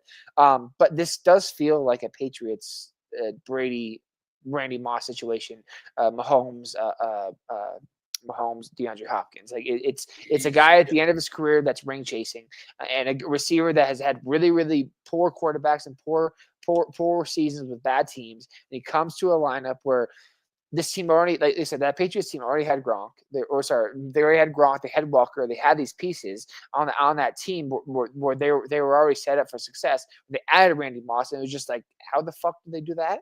Like that's why they went on this undefeated run. Obviously, it didn't end up well. That'd be nice if that's the way this Chiefs season went. They go undefeated and lose the championship. But I do think this is a move that the Chiefs got to be looking at Charles, being like, how people want to trade with us still? Like this is you're wanting to give us DeAndre Hopkins for a 4th round pick that's going to be like an outside, or that's going to be an interior offensive lineman that probably won't play it down for you in the first 2 years. That's what you want for DeAndre Hopkins? Sure. Up there. Go ahead. Knock yourself out. And you want to know how you can tell if this was a good or a bad move for one of these teams? DeAndre Hopkins went to Kansas City, and he's been very vocal, like, oh, it's all love for Tennessee. You played 2 seasons there. Where's your love for Houston? That was where you started your career. I wouldn't be here if it wasn't for Tennessee. Or Kyle, like anywhere, he's like, oh, I love Tennessee. Thank you. I wouldn't be here unless it was for Nashville. It's all love. It's like, yeah, they shipped you to the best situation possible for any aging wide receiver that just wants a championship to end their legacy. Like, this is not the DeAndre Hopkins that's making the crazy catch on Christmas Day, but this is a DeAndre Hopkins that's gonna it's going to make some big time catches for this. The play that pops up in my mind is the Santonio Holmes catch in the corner of the end zone. It's not going to be where he blows past all the DBs, but Patrick Mahomes is going to be scrambling. He's going to be looking in the end zone. They're going to be running, and then all of a sudden, zing, and Nuke is going to have some crazy acrobatic catch. I forgot when Kansas City played this weekend, but that play where DeAndre caught the ball 1-on-4. Yeah. like around 4 different guys and had the focus and concentration to catch the ball right into his hands. He was trounced by 4 guys and still caught the ball and got them on within the 10-yard line. That's a play that no one on this fucking roster makes. The Chiefs roster makes. It doesn't. No one, not Rasheed. Well, obviously Rasheed Rice is injured, but not fucking McCole Hardman. Not insert Travis Kelce at this point in his career. That's not a play a lot of those guys makes. And now DeAndre Hopkins is a guy they can rely on to do that. Yeah. Moving down the list, Detroit sends a 5th-round pick and a 6th-round pick the following year to Cleveland in return for Zadarius Smith. Smith is obviously a little bit older, but and it's not the splashy pick that they were looking for. But I was listening to Brian Baldinger, who was a guest on one of the other shows that I listened to. He's a commentator and obviously really good. If you're an offensive or defensive lineman looking for where's the analysts that break down our position, Brian Baldinger does, which is why I listened to his opinion on Zadarius Smith. The reason why it's probably a smarter move than, say, a Myles Garrett is because when Myles Garrett goes to your defense, it is now his defense. Now everybody else has to break and play his style of football, similar to like when Aiden Hutchinson is healthy and playing. That's not what this Lions team needs. This Lions team is like at a point they are just a well-oiled machine. They need chemistry. They need guys that are willing to come in and play a role. And this is not like you're picking up a guy that's only going to play 3 or 4 downs. I see this. It's a little bit different with Vaughn in Buffalo after the most recent injury. But when Vaughn got brought into Buffalo, like it's not a pitch count necessarily. Come in, make plays, be a veteran presence. Don't make dumb decisions. Don't lose contain. That's all Zadarius Smith is going to be asked to do for this Detroit Lions defense because the offense has been able to put up 30 points in a game. And Zadarius Smith is not going to make a boneheaded decision, knock on wood, that will cost your team a game. I don't think that's going to happen. I think this is a great move for Detroit. It's a great move. It's a fantastic move because let's not forget, Zadarius Smith is on a 2-year contract. The Detroit Lions will have him next year with Aiden Hutchinson. Like when Aiden Hutchinson comes back, this is a move that helps his team so much right now. And look, Zadarius Smith was a guy in Green Bay. Obviously, everyone knows him from Green Bay time, where he was a consistent pass rusher that the Packers just relied on consistently.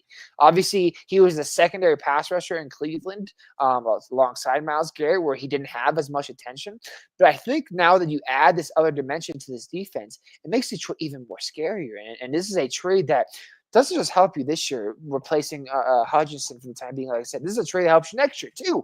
That if you fall short for whatever reason, that you still have Hutchinson and you still have Zadarius Smith to be that 1-2 punch that, frankly, all championship teams need as a pass rusher. You need a guy that can rush the passer at a consistent rate, Aiden Hutchinson. You need a guy that's a good secondary option, Zadarius Smith, and you need to have good depth at the corner and middle linebacker position, and that's what the Detroit Lions have. Yep. That's what they have. That's what a good even with makes. Losing Branch, Branch, they were still able to seal that game with an interception. Exactly. So, man, this is a no-brainer move. And frankly, this may be. I'm not going to say it's a tipping point, but I will say this puts the Lions at a pedestal above everybody in the NFC currently. Moving down, we have my first of the kind of what are we doing? Why is this? You do all that work to bring in Davante Adams for the New York Jets, and then you get rid of one of your other receivers that might add depth. I know that Garrett Wilson went off and had a great game on Thursday night, but why are you getting rid of these toys that your 40-year-old quarterback might be able to use with all the other toys that you did for a 5th-round pick too to Pittsburgh? Mike Williams is going to make an impact on Pittsburgh. Yeah, he could have made an impact, I think, for the Jets moving for the end of the season, but I don't understand this one. It didn't really make a whole lot of sense. I think the Jets were just being like, you know what, Mike Williams needs more touches, so let's give him another opportunity. And I think that he's going to be a number 1, number 2 option outside of George Pickens, but that helps that Russell Wilson a lot more. It helps that Pittsburgh Steelers team even more going forward. And I think that's a no-brainer for the Steelers getting this trade, especially for the value they did. And like I said, the Jets are. I'm not going to waste my breath on that shitty ass franchise, even though they won last week. Congratulations! They're not in primetime this week, Niko.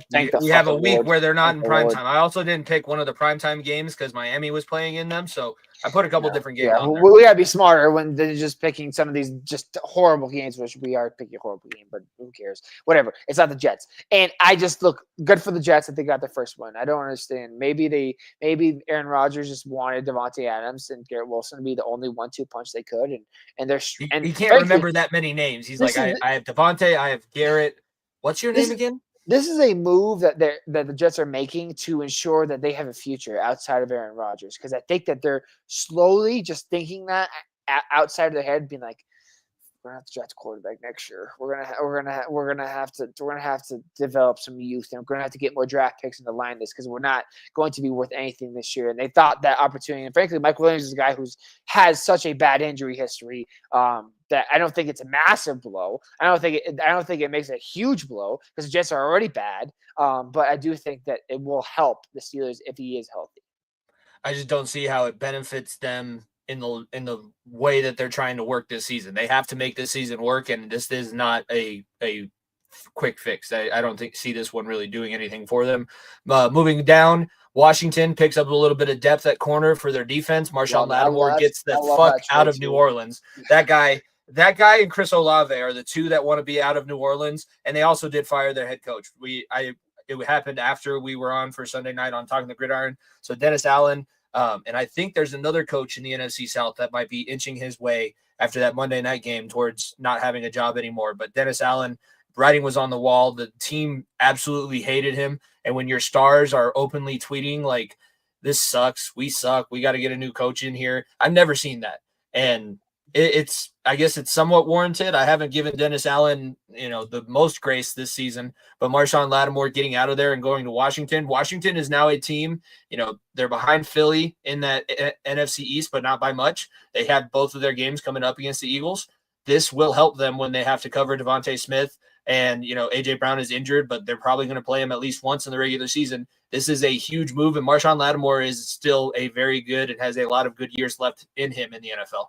Absolutely, and unfortunately, rest in peace to those Mike Evans versus Marshawn Lattimore one-on-ones. Man, those were absolute cinema. Man, those two going back and forth one another was a lot of fun to watch. Always ended in a fist fight.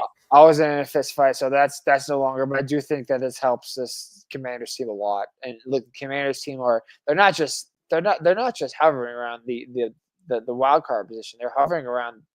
Hosting a playoff game, and that'd be crazy for this team. It'd be crazy for this team, absolutely crazy. So look, it's a great move. It's a great move. Lattimore is a hell of a corner too. So it's a good move. It's a great move. And frankly, if you're New Orleans, you should have done this with a lot more guys and try to get rid of dudes, and because you're in cap hell for whatever reason. Still, I don't know how. Every year they're always in cap hell. They never get out of it. I don't understand how they are, because they don't have anybody that I can name off the top of my head that is just trouncing their salary cap. Maybe it's Derek Carr, but I don't know. But look, the Saints are in full rebuild. Let the good times roll, baby. I feel like that's what New Orleans has got to do right now. Let's move down to the next one that involves your team. You said that Browning, our team. Yes, our team. I'm sorry, our team. I forget sometimes. It's new, but our team. We said that Baron Browning is probably one of those guys that was going to be looked at to get rid of because he has a lot of upside, will help a team out. And the Cardinals, I think, are in a different spot than they thought they would be at the beginning of the season. Hey, we're looking, and Baron Browning is there for not the biggest price tag. This will help the Broncos. They have to draft and develop and hit on their draft picks, so they get a 5th-round pick in return, but the Cardinals pick up Baron Browning to add to their pass rush that does not exist. They have absolutely nobody who can get after the quarterback, so Browning now becomes the premier pass rusher in Arizona. This absolutely helps Arizona a lot. Arizona, like I said, Arizona's been doing a lot of great things, and Baron Browning has been really, really solid. He's not been out of this fucking world he's the number one guy, but he's a guy that in the right situation can be a top pass rusher in this league. And so I'm excited for him. Look, this is a no-brainer. This is a no-brainer. I talked about it a couple of weeks back. Jonathan Cooper and Baron Browning were both free agents this season. Obviously, with how good Nick Bonino has been, with how good Drew Sanders looked in the preseason, possibly Ellis as well. Ellis is getting better. You weren't going to resign him. You weren't going to resign him at all. And Broncos took the next step forward after getting rid of Browning, signing Jonathan Cooper as well. So you ensure that pass rush room with Cooper, Ellis, Bonito, Franklin Myers gets out of Myers. Like you are just fine. The Broncos are doing this, and it makes sense getting more capital down the road for a guy you're not going to keep. there was no brainer who's gone. There's not even a conversation. The Rockies should take fucking notes. The guy's not gonna stay here. Ship him away. This is how you rebuild a And franchise. don't re-sign him and agree to pay half his contract when you do ship him away. That's also not a good business decision, and that's not what the Broncos are doing with Browning. Smart. This doesn't change their defense. Like this is gonna still the defense is good. It opens Benito even more because, like I said, up until this past weekend against the Ravens, Benito had 6 sacks in 6 games. That's something not a lot of guys have ever done in their career. The greatest pass rushers of all time. Like, that's not something that happens every day. I'm not saying Bonito's a Von Miller, a fucking TJ Watt company, but he has a lot of great potential that at a young age you can fucking gamble on, especially when you're paying a quarterback that's played for you and remind you. So it's a great move. It's a great move for both sides, and I'm happy Browning found a home in a place where a team that's competitive, very competitive in Arizona, and it has a great opportunity to make some noise in a honestly a poor NFC. And they were based on the defense is good based on the scheme and the blitzing and the coaching behind them. It's not necessarily all the players. And yes, he is good, but Baron Browning has not even been the best pass rusher on this team. So now he gets a chance to go be with a new one. Next trade that I don't like, the Bengals. It's only, by the way, it's only the 4th in-season acquisition that they've done, and it's only the 3rd time that a trade they've done in-season in their franchise's history has involved a player. So they end up picking up Khalil Herbert as a backup running back to Chase Brown. They lost Zach Moss to a neck injury, so he's not going to be there. Chase Brown stepped up and played well, but they needed extra help. They don't have anybody behind him. That's like when you're playing a season in Madden and you have a 68 overall running back as now has to step up and take the load. I need to bring extra people in. But for the Bears, I guess they are selling now. They're hardcore selling after that Hail Mary debacle and Eberflus and getting beat up. I feel like because it involves the last team that we talked about too, this Cardinals game and the Bears, the play that's going to wreck the season for Chicago moving forward is that play before the half and the long run for the touchdown. Like that can't happen in high school, in little league with my 7th graders, let alone in the NFL, and you keep your job. That's just not going to happen. Absolutely. And then DJ Moore, obviously, at the end of the game, walking off the field mid-play, mid-Caleb Williams, scramble does not help either. Caleb Williams is struggling to get the ball out. Who would have thought against a bad offensive line in front of him? Terrible offense. Terrible. It's terrible. It's wild. You have 3 great weapons and Moore, Odunze, and Keenan Allen that you can't get the ball to. Frank 4, you can throw in Cole Kmet there too, that you just don't use. And that look, you learned it the hard way too. Is like you have to have an offensive line to keep your quarterback standing if you want to get the ball to your weapons. And Caleb Williams has not done that. So look, it's a move that I think the Bengals helps having Herbert as a depth piece. I don't think that it's not a needle mover by any means. Khalil Herbert really has been the 3rd running back in that roster too. It's been Swift, it's been Rashawn Johnson, and it's been him. So I think you could have probably picked him up for maybe dirt cheap, and that's what you did here with a 7th round pick. 7th rounder, yeah. We kind of flipped. I think Chase Brown was a 6th round running back, and Moss was a free agent we picked up out of Buffalo. So we didn't the Bengals. They didn't really lose anything next year. If the offensive line is slowly figuring itself out, if Ashton Ginty is there and in the middle of the round, I think that'd be. I know you don't like small running backs, but I think that would be a fun little piece added. Baltimore's already taken 2 timeouts. But Bengals are driving down at the start of the Thursday night game. They're on the 3rd and goal at the Baltimore 2. Maybe Chase Brown will score me some fantasy points like he did last week. I got another win. I finally the curse. Hey! Not only that, Jimmy. Did you see what the news came out today? He's back. Ooh, I gotta change my IR. Christian McCaffrey is back. This is why I didn't trade him. I don't know. Look, your playoff chances are still stupid. I have no playoff chance. I can possibly avoid running a mile in a business suit. I'd have to buy a suit, number one.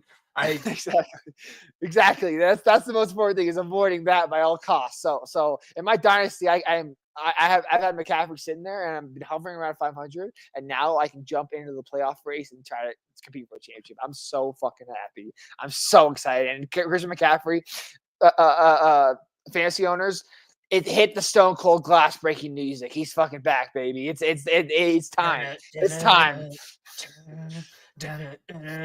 Let's go real quickly, and then we can get into the pick. We don't need to spend a whole bunch of time on the last three. The Vikings replaced Darisaw, who they lost on the Thursday night game against. I can't remember who they were playing. The one where Sam Darnold got his head torn off. They trade a 6th-round pick for Cam Robinson, and they get a 6th-round pick in return.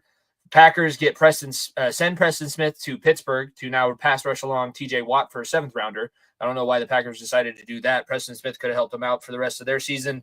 They're still not out of it in the NFC North. And then the Ravens also get Tre'Davious White and a 2027 7th-round pick and sent their 2026 7th-round pick to the Rams. So the Rams got rid of Tre'Davious White, not the same Tre'Davious White that we saw in Buffalo. So those are the wrap-ups of all of the trade deadline moves. Now it's time to get into the fun part.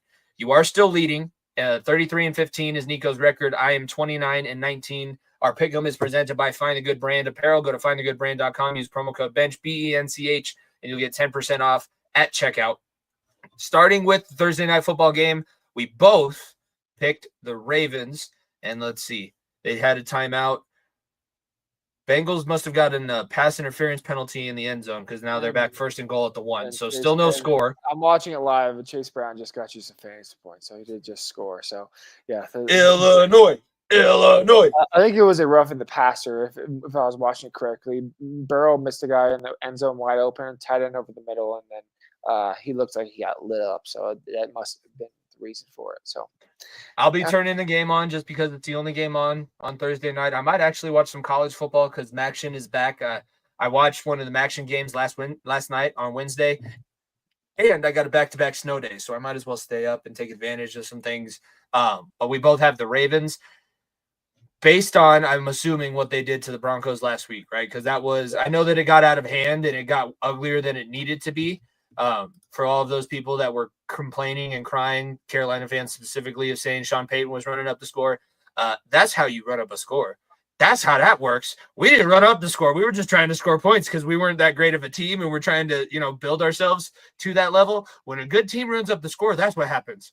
That's what happens. Ravens are a very good football team. That's the reason why I picked them last week to beat us, is because I did not see them losing to it at all. And I think maybe that was I think that Cleveland Browns game 3 weeks ago or 2 weeks ago now it's really opened their eyes. And I think that they probably tried to look forward toward Cincinnati 2 weeks ahead, and that's why they beat the shit out of us last week. And I think now that they're here, I think they could be struggling a little too much.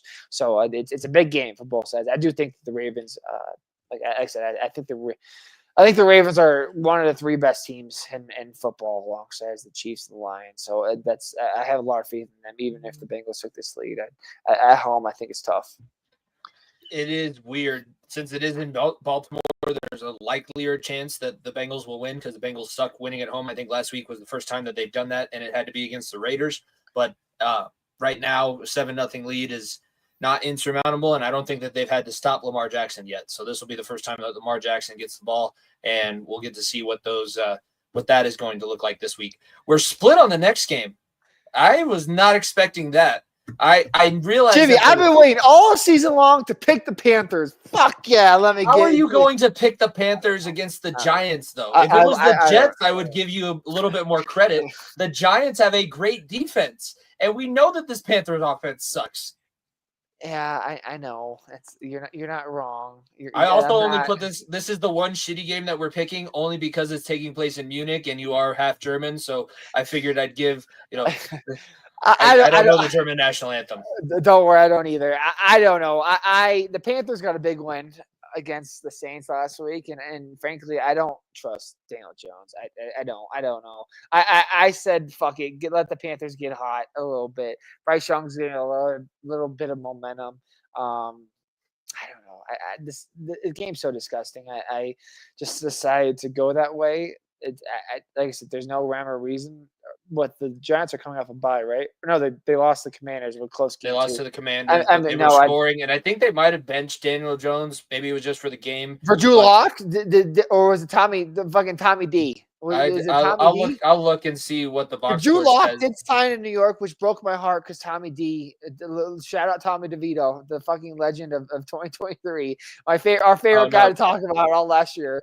Daniel Jones played the whole game. He threw 2 touchdowns last week. Good for him. I guess he's making them still look stupid that they picked Saquon. They picked him over Saquon, which I'm sure we'll talk about here shortly. But it's I don't know. It's an ugly football. Give me an ugly win by an ugly team. I guess.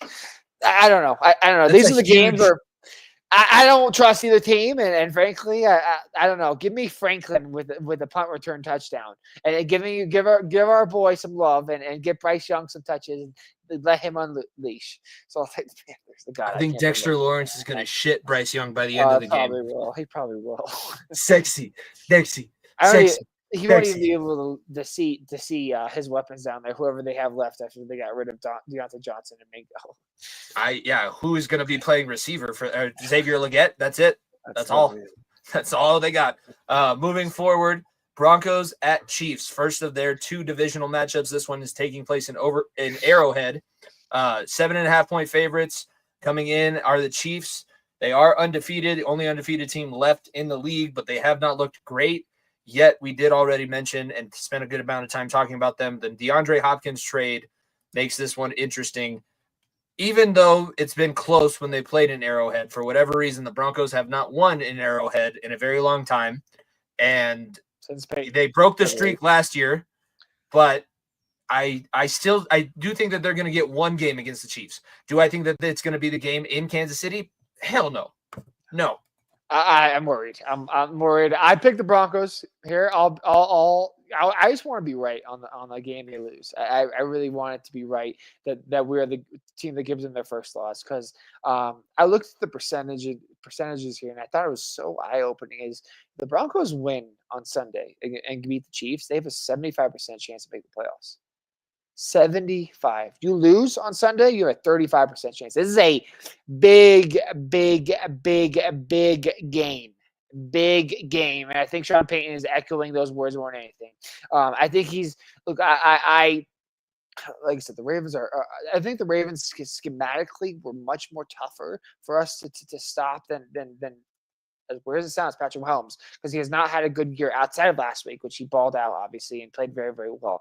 I think that a pass rush can get to him. I think their offensive line is banged up and has struggled really well.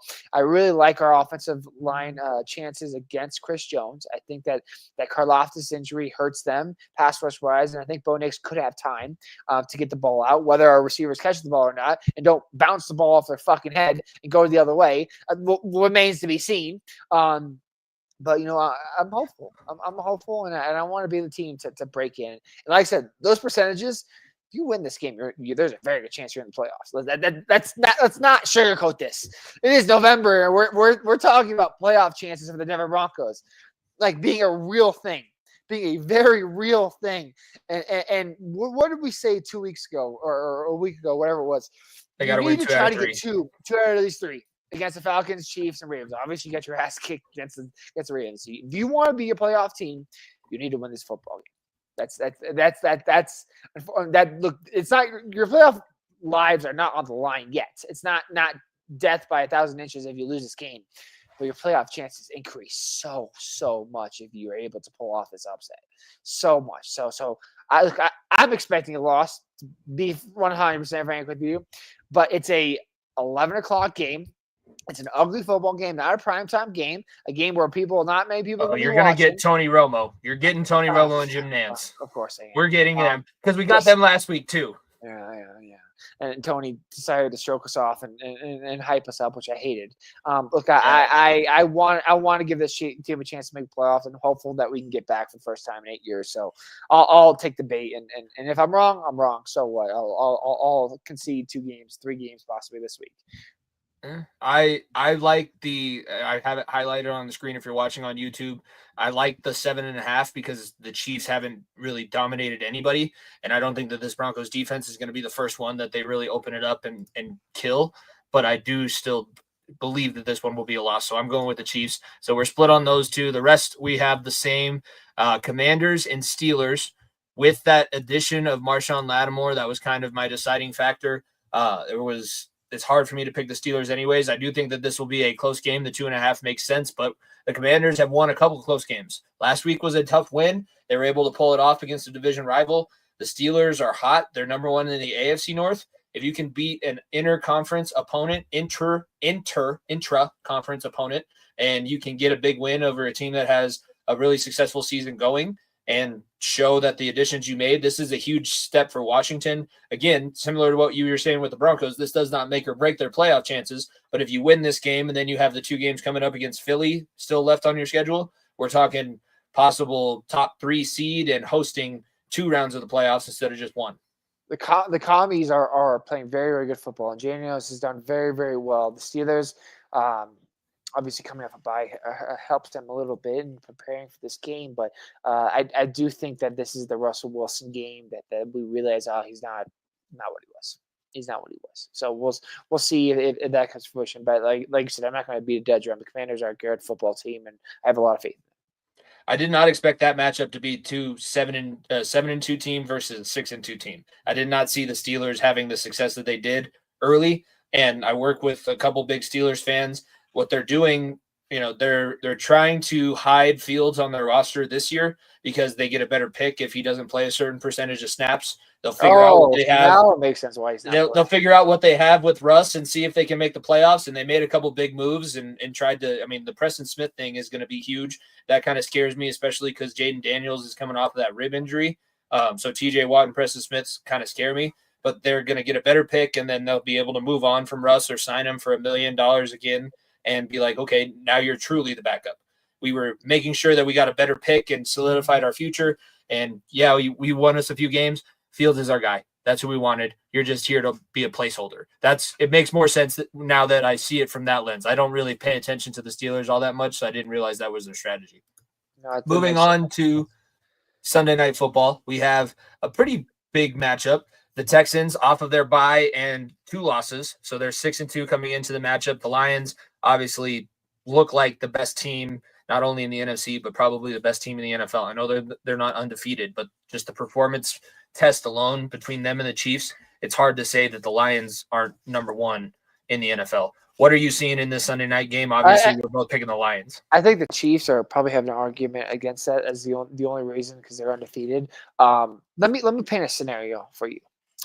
A quarterback who was unwanted by the team that drafted him gets traded away. Straight away. Goes to a franchise that has a lot of history, that's been around for a lot of years, has not been very successful in the last 50 years, 60 years, whatever it's been. It's been a very, very long time since they went back to promised land. On the opposing side, a team wins trades for a Hall of Fame level receiver on the team, brings him in, goes undefeated. What does this sound like, Jimmy? The New York Giants and the New England Patriots. And ladies and gentlemen, it is November 7th, and I am predicting a Lions versus Chiefs Super Bowl with the Lions winning it. That's how much faith I have this team. This team has the depth at receiver and weapon-wise, adding Tim Patrick the offseason, adding Amon-Ra St. Brown, getting Jameson Williams back, the 2-headed monster running back. Sounds familiar, Ahmad Bradshaw, and what was the other? Brandon Jacobs, a quarterback that got traded away. Eli Manning, Jared Goff, just a team that didn't want him. A coach that was kind of sought after as being a hype guy and not really doing much. Tom Coughlin, Dan Campbell. There is a lot of parallels here. It's weird saying that, but there's a lot of parallels here to that first Giants team that beat them in the Super Bowl. It's weird. I know it is, but I feel like we could be on the precipice of this, and the Lions could come back to fruition like the Giants did way back when with Eli Company, because Jared Goff is playing, dare I say, MVP level type football. He has been that good. He has been so solid. He had that game, what was it, 4 weeks ago, where he doesn't have an incompletion. He has more touchdowns than he does incompletions, I believe, going into this week's game. I don't know what the percentages changed after this past weekend, but at one point he had more touchdowns than he had incompletions in the season. He has been so consistently good, and this offense is running a well-oiled machine.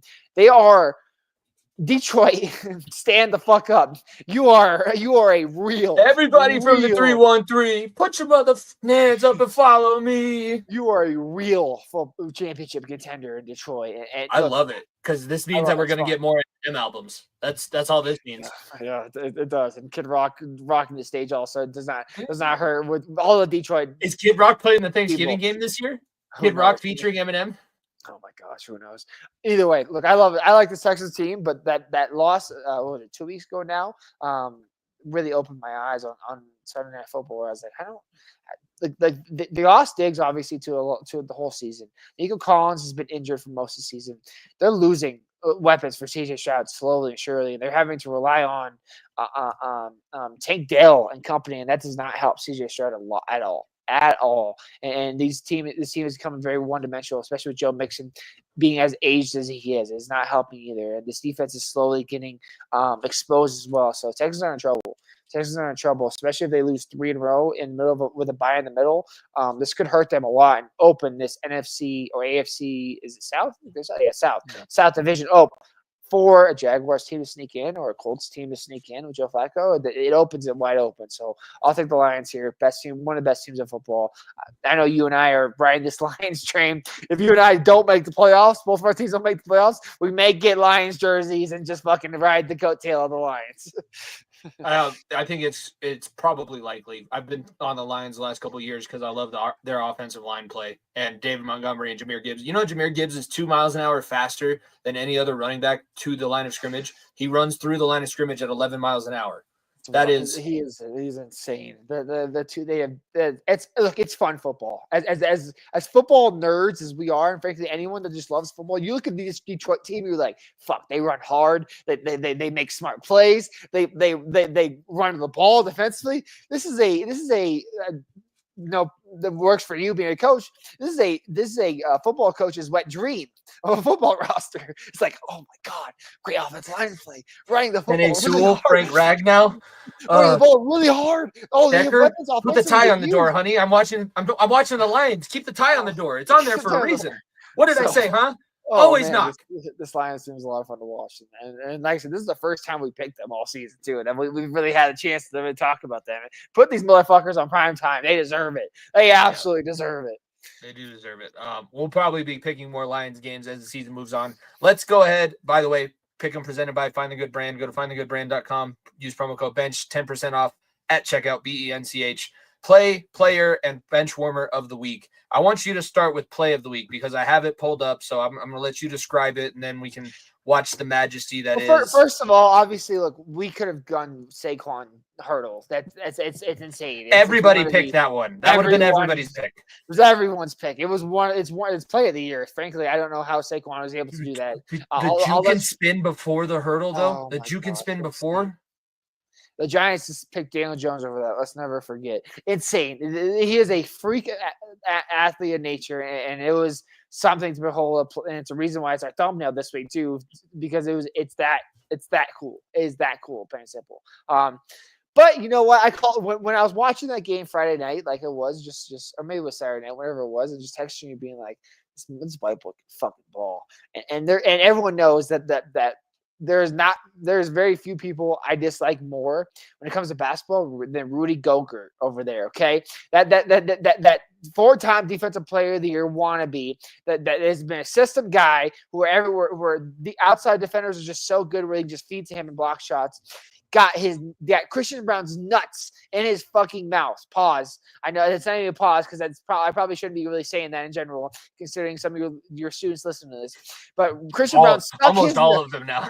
Christian Brown stuck his nuts so far down Rudy Gobert's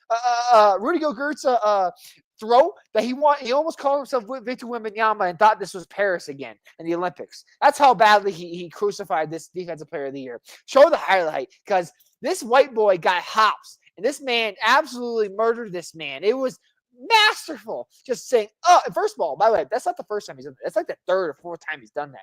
Rudy Gobert sees Christian Brown in his fucking nightmares. Yes, a 6'5" white boy from Kansas is getting a 4-time defensive player of the year nightmares in his sleep. And it's funny. Obviously, I won't make you find this, but the highlight of Rudy Gobert, like, Christian Brown, and people know that when he dunks, he yells. He yells at the top line. He yells at fans. Rudy Gobert put him in a chokehold and ran like a little bitch after this. Ran like a little bitch. Because if you show the highlight, and I don't know if you find this, but if you look it up, Russell Westbrook started charging at Rudy Gobert. That man almost ran for his life. Like, look, what is he just yelling in general direction? Little bitch. Little go Gert. And look, here comes Russell Westbrook out of the picture. And he's, scared for his life. That's the energy that Russ, and that's why I believe in him. And that's the energy he brings to the table. So, yeah, look, as cool as Barkley was, putting Gobert on a poster, there's nothing like it. It's good for the soul. It is. It feeds the dopamine levels. It adds everything. It's just good. It just feeds everything. It's so nice. It's peaceful. It's also nice that I get to use my World War II and my French jokes because Rudy Gobert. How many gears does a French tank have? 5. 4 reverse and 1 forward. The 1 forward is for when the enemy attacks from behind. There's a reason why there's a whole bunch of white in the French flag. Oh no, please don't fight me, please. I need to go smoke my cigarette. No, I just want to start the war. I'm not going to finish the war. USA, come in, fight my battles for me. There's a history lesson for bench warmers from Jimmy. I don't get to teach anybody for the next 2 days. I need to get it in somewhere. My play of the week is also from the Saquon game. It is not the Saquon play because, like we said, the juke and the spin alone could have been a play of the year candidate. The fact that he did a backwards hurdle and is now going to influence, they're going to put that into Madden next year. It's going to be like the Michigan was in hockey. People are going to start trying this. There's going to be a lot of more broken necks. Like, I don't think that this should be something. I don't want any of my athletes to do this. But frankly, unless you are the top 1%, you shouldn't be doing it anyway. So, and Saquon is literally the top 1%. I think speaking of top 1%, Devonta Smith has been talked about as a great receiver for a long, long time. But the catch that was made, and I was already going to do the other one that I sent to you, the Garrett Wilson. That one was a great catch. That one opened up the weekend. There was a ton of great catches. And the one that I'm pulling up, I'm going to get it up on the screen here in a second so that everybody's able to see it. But the Devonta Smith one-handed touchdown catch that sealed the game, and he was able to somehow keep his toes in bounds on the sideline. It's one of the most incredible feats that I can think of for a long time. So my play is the Devonta Smith one-handed catch, somehow drags the toes at the top of the end zone there. Whew. That's incredible. It's such a great toe touch. It's awesome. It's absolutely wonderful. That one was more inbounds than the Garrett Wilson one too, because he had both toes. Yeah, the skill level of these receivers are insane. What do you think is going to happen next year when we get the new crop? Like Travis Hunter is going to be in there. Oh, by the way, we haven't talked about him a lot because the Bills have been they've also not been in a lot of primetime games. But Keon Coleman, their rookie receiver out of Florida State. I watched that dude last year as Seminole, and he was one of the few reasons why I think they had so much of a fight trying to get into the playoffs. That dude is playing man football already as a rookie, but these receivers are on another planet. There's nothing else to say about them. Player of the week. My player of the week goes to the Bengals tight end, Mike Gesicki. It was a great performance on the field, but if you've ever seen his gritty, it's probably the worst gritty of all time. And I teach 12-year-olds, so I see a ton of terrible, terrible gritties. Mike Gesicki's gritty was so bad that he made Jamar Chase stop his dance and fall over laughing. Like he had Jamar Chase crash out because of how bad of a dancer Mike Gesicki is. But he's stepped up the last couple of weeks, and he's done a good job of being an actual tight end that Burrow can use. Gesicki has been a very, very solid tight end for a lot of years, back to his New England days with end of the career Brady, and then obviously in Miami for a couple of years as well. And now he obviously has a great quarterback again. It helps a lot. The gritty is it should only be done by a few people is all I'll say. It should not be done by everybody. Probably not him. No. My player of the week, the third person, or not third person, but the first person since Wilt Chamberlain to do this in a basketball game. Nikola Jokic dropped 20, 20, and 15. For those that aren't basketball stat nerds like myself, that's 20 points. 20 assists, 15 rebounds, or maybe it was 20 rebounds. 20 rebounds, 15 assists. The only person that has done that since Wilt Chamberlain is also a person I talked about at the start of the show, Russell Westbrook. It is. This man is. Jimmy, we're gonna have an uncomfortable conversation in April about this guy winning his 5th MVP. Like we are. Like he is doing everything. He is first in rebounds per game. He is first in assists per game. He is 5th in points per game. This is a center. This is Saint Nicole. This is a center doing this. Brother, I don't touch a basketball from June to and he doesn't have to because of how many times he touches the ball every fucking night. 140 times per game. It's insane. If we like, I have seen multiple talks. Look, Lou Williams, the guy who was very fun to play in 2K, probably one of the dumbest people ever. And he went back on his take, luckily, a day later, said Cat is more of a skilled player than Nikola Jokic. Okay, first of all, he rebutted that one day later. Insane to think about. And then I also heard Austin Rivers echo the same exact thing. Austin Rivers, that by the way, got shipped out a year before winning the championship. A guy that's still salty, and his dad is still one of the worst coaches in the league. By the way, Bucks 1-5. By the way, with Doc Rivers, wild to think about. I'm not gonna bring up political stuff.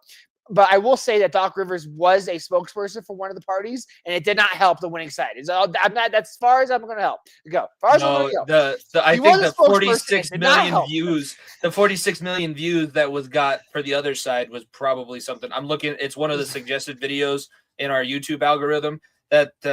Yeah. Who would have thought podcasting is the biggest form of media in the world right now? That's all we're going to say about that. It's saying that you thought Doc Rivers was going to help you after losing 3-3-1 leads. 3-3-1 leads, by the way. Wild. Year 2020. Nobody wanted to see Doc Rivers dance to Megan Thee Stallion. That was not something that was on anybody's bucket list. No one ever asked for that, is all I'm going to say. Either way, this Austin Rivers saying that, and then Lou Williams saying that blows my mind. That you know what? Weed used correctly is a good thing. Weed using correctly dumbs a lot of people, and it makes people really, really stupid, is all I'm going to say. And unfortunately, a lot of retired NBA players are known to do that, and they decide to go on these talk shows and have the shows where they're like, oh, let me just spew the most absolutely stupid nonsense in the world and to get views. Because congratulations, Lou Will and Austin Rivers, you got views. Congratulations, but it's not. You're looking dumber and dumber as the days go along. Well, yeah. My player, we already did my player of the week. So now it's time to finish up with Benchwarmer of the week. I could have put myself on there, but I already kind of did with my, I'll put it up on the screen so everybody can see. College Football Mush, that's my new title. But Benchwarmer of the week, mine has to go to Cam Jordan and the New Orleans Saints. Did you see this whole Twitter exchange that happened? I saw talking of another athlete that has a podcast, Cam Jordan, not on his show, but he tweets after the game, damn, sorry, New Orleans, we lost to the Panthers. You look up there.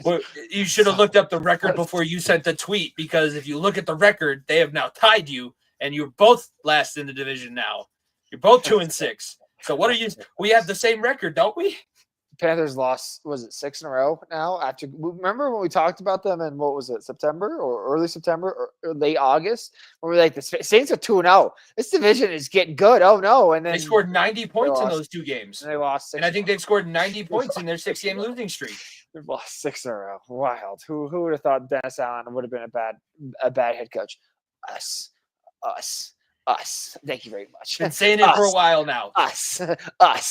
It's like we know ball. It's wild. It's like we know ball. My bench warmer of the weekend, I did all basketball because I've been feeding my brain with basketball knowledge, and I just love having this sports equinox, even though baseball is done, and having all these incorporated. And there's a massive story at the NBA. Joel Embiid has still not played a game, and has not. I think he played tonight. I think tonight was his first game.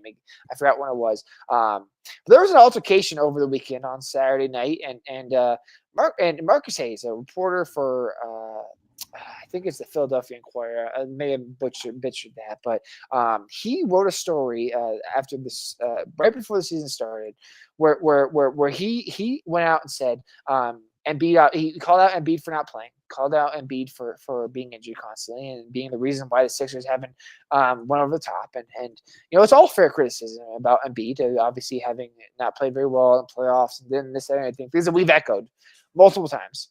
But then he goes on to talk about how he's disgracing his brother who passed away during his rookie season, and disgracing his son, and talking about his family, and going on and on about how if he were truly honoring them, he would be playing every single night. What a douchebag piece of fucking shit. There is a reason, like I said, there's a reason why people have turned to podcasting and turned to alternative forms of getting the news. You and I have not read the fucking newspaper in probably 10 years. The only reason I look at one is because I go to the gym and it's there in the sauna and I'm bored sometimes. I look at it. That's the only reason why I ever look at it. And to talk about this man this way and bring up his brother who passed away, and obviously his son, who was, I believe, 1 or 2 years old, is the lowest of fucking low of being a human being. And Joel Embiid on Saturday saw him in the locker room, because obviously reporters have access to the locker room where after post game, after showers, they could walk in, talk to guys right after the game, do that thing, and he pushed him. He gave him a nice shove. And frankly, it wasn't enough. I wish he would have socked his ass so fucking hard into the next week. And B got suspended, and he's appealing that currently. And I think I really hope he does win this appeal, because the Players Association needs to stand up for this, because it's one thing. And I saw the reports of shout out DNVR, because DNVR's affiliate, the Philadelphia, they have one in Philadelphia now, reported on this, and B straight up told him, be like, do not ever talk about my family at all. You can say I don't play. You can say I'm inconsistent. You can say that I'm injured all the time, that I'm hurting this team. Do not fucking bring up my brother. Do not bring up my son. Do not bring up that bullshit. And he gave him a nice shove. And it was well warranted. So Marcus Hayes, benchwarmer of the week, benchwarmer of the fucking year, an absolute idiot and a buffoon, absolute buffoon. And we may have to change this to the Marcus Hayes award. It's benchwarmer of the week. And like two guys like you and myself, they're obviously big family people, and obviously me and all of our siblings. We ever hear that the person's not fucking walking the next day if someone says that about someone we're close to, and someone, and obviously, frankly, each other in that general sense.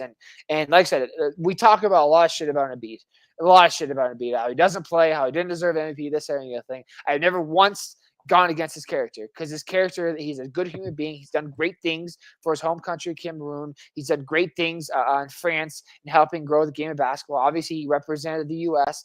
this past summer and doing a lot of things. I said a lot of things about his play on the field or play on the court.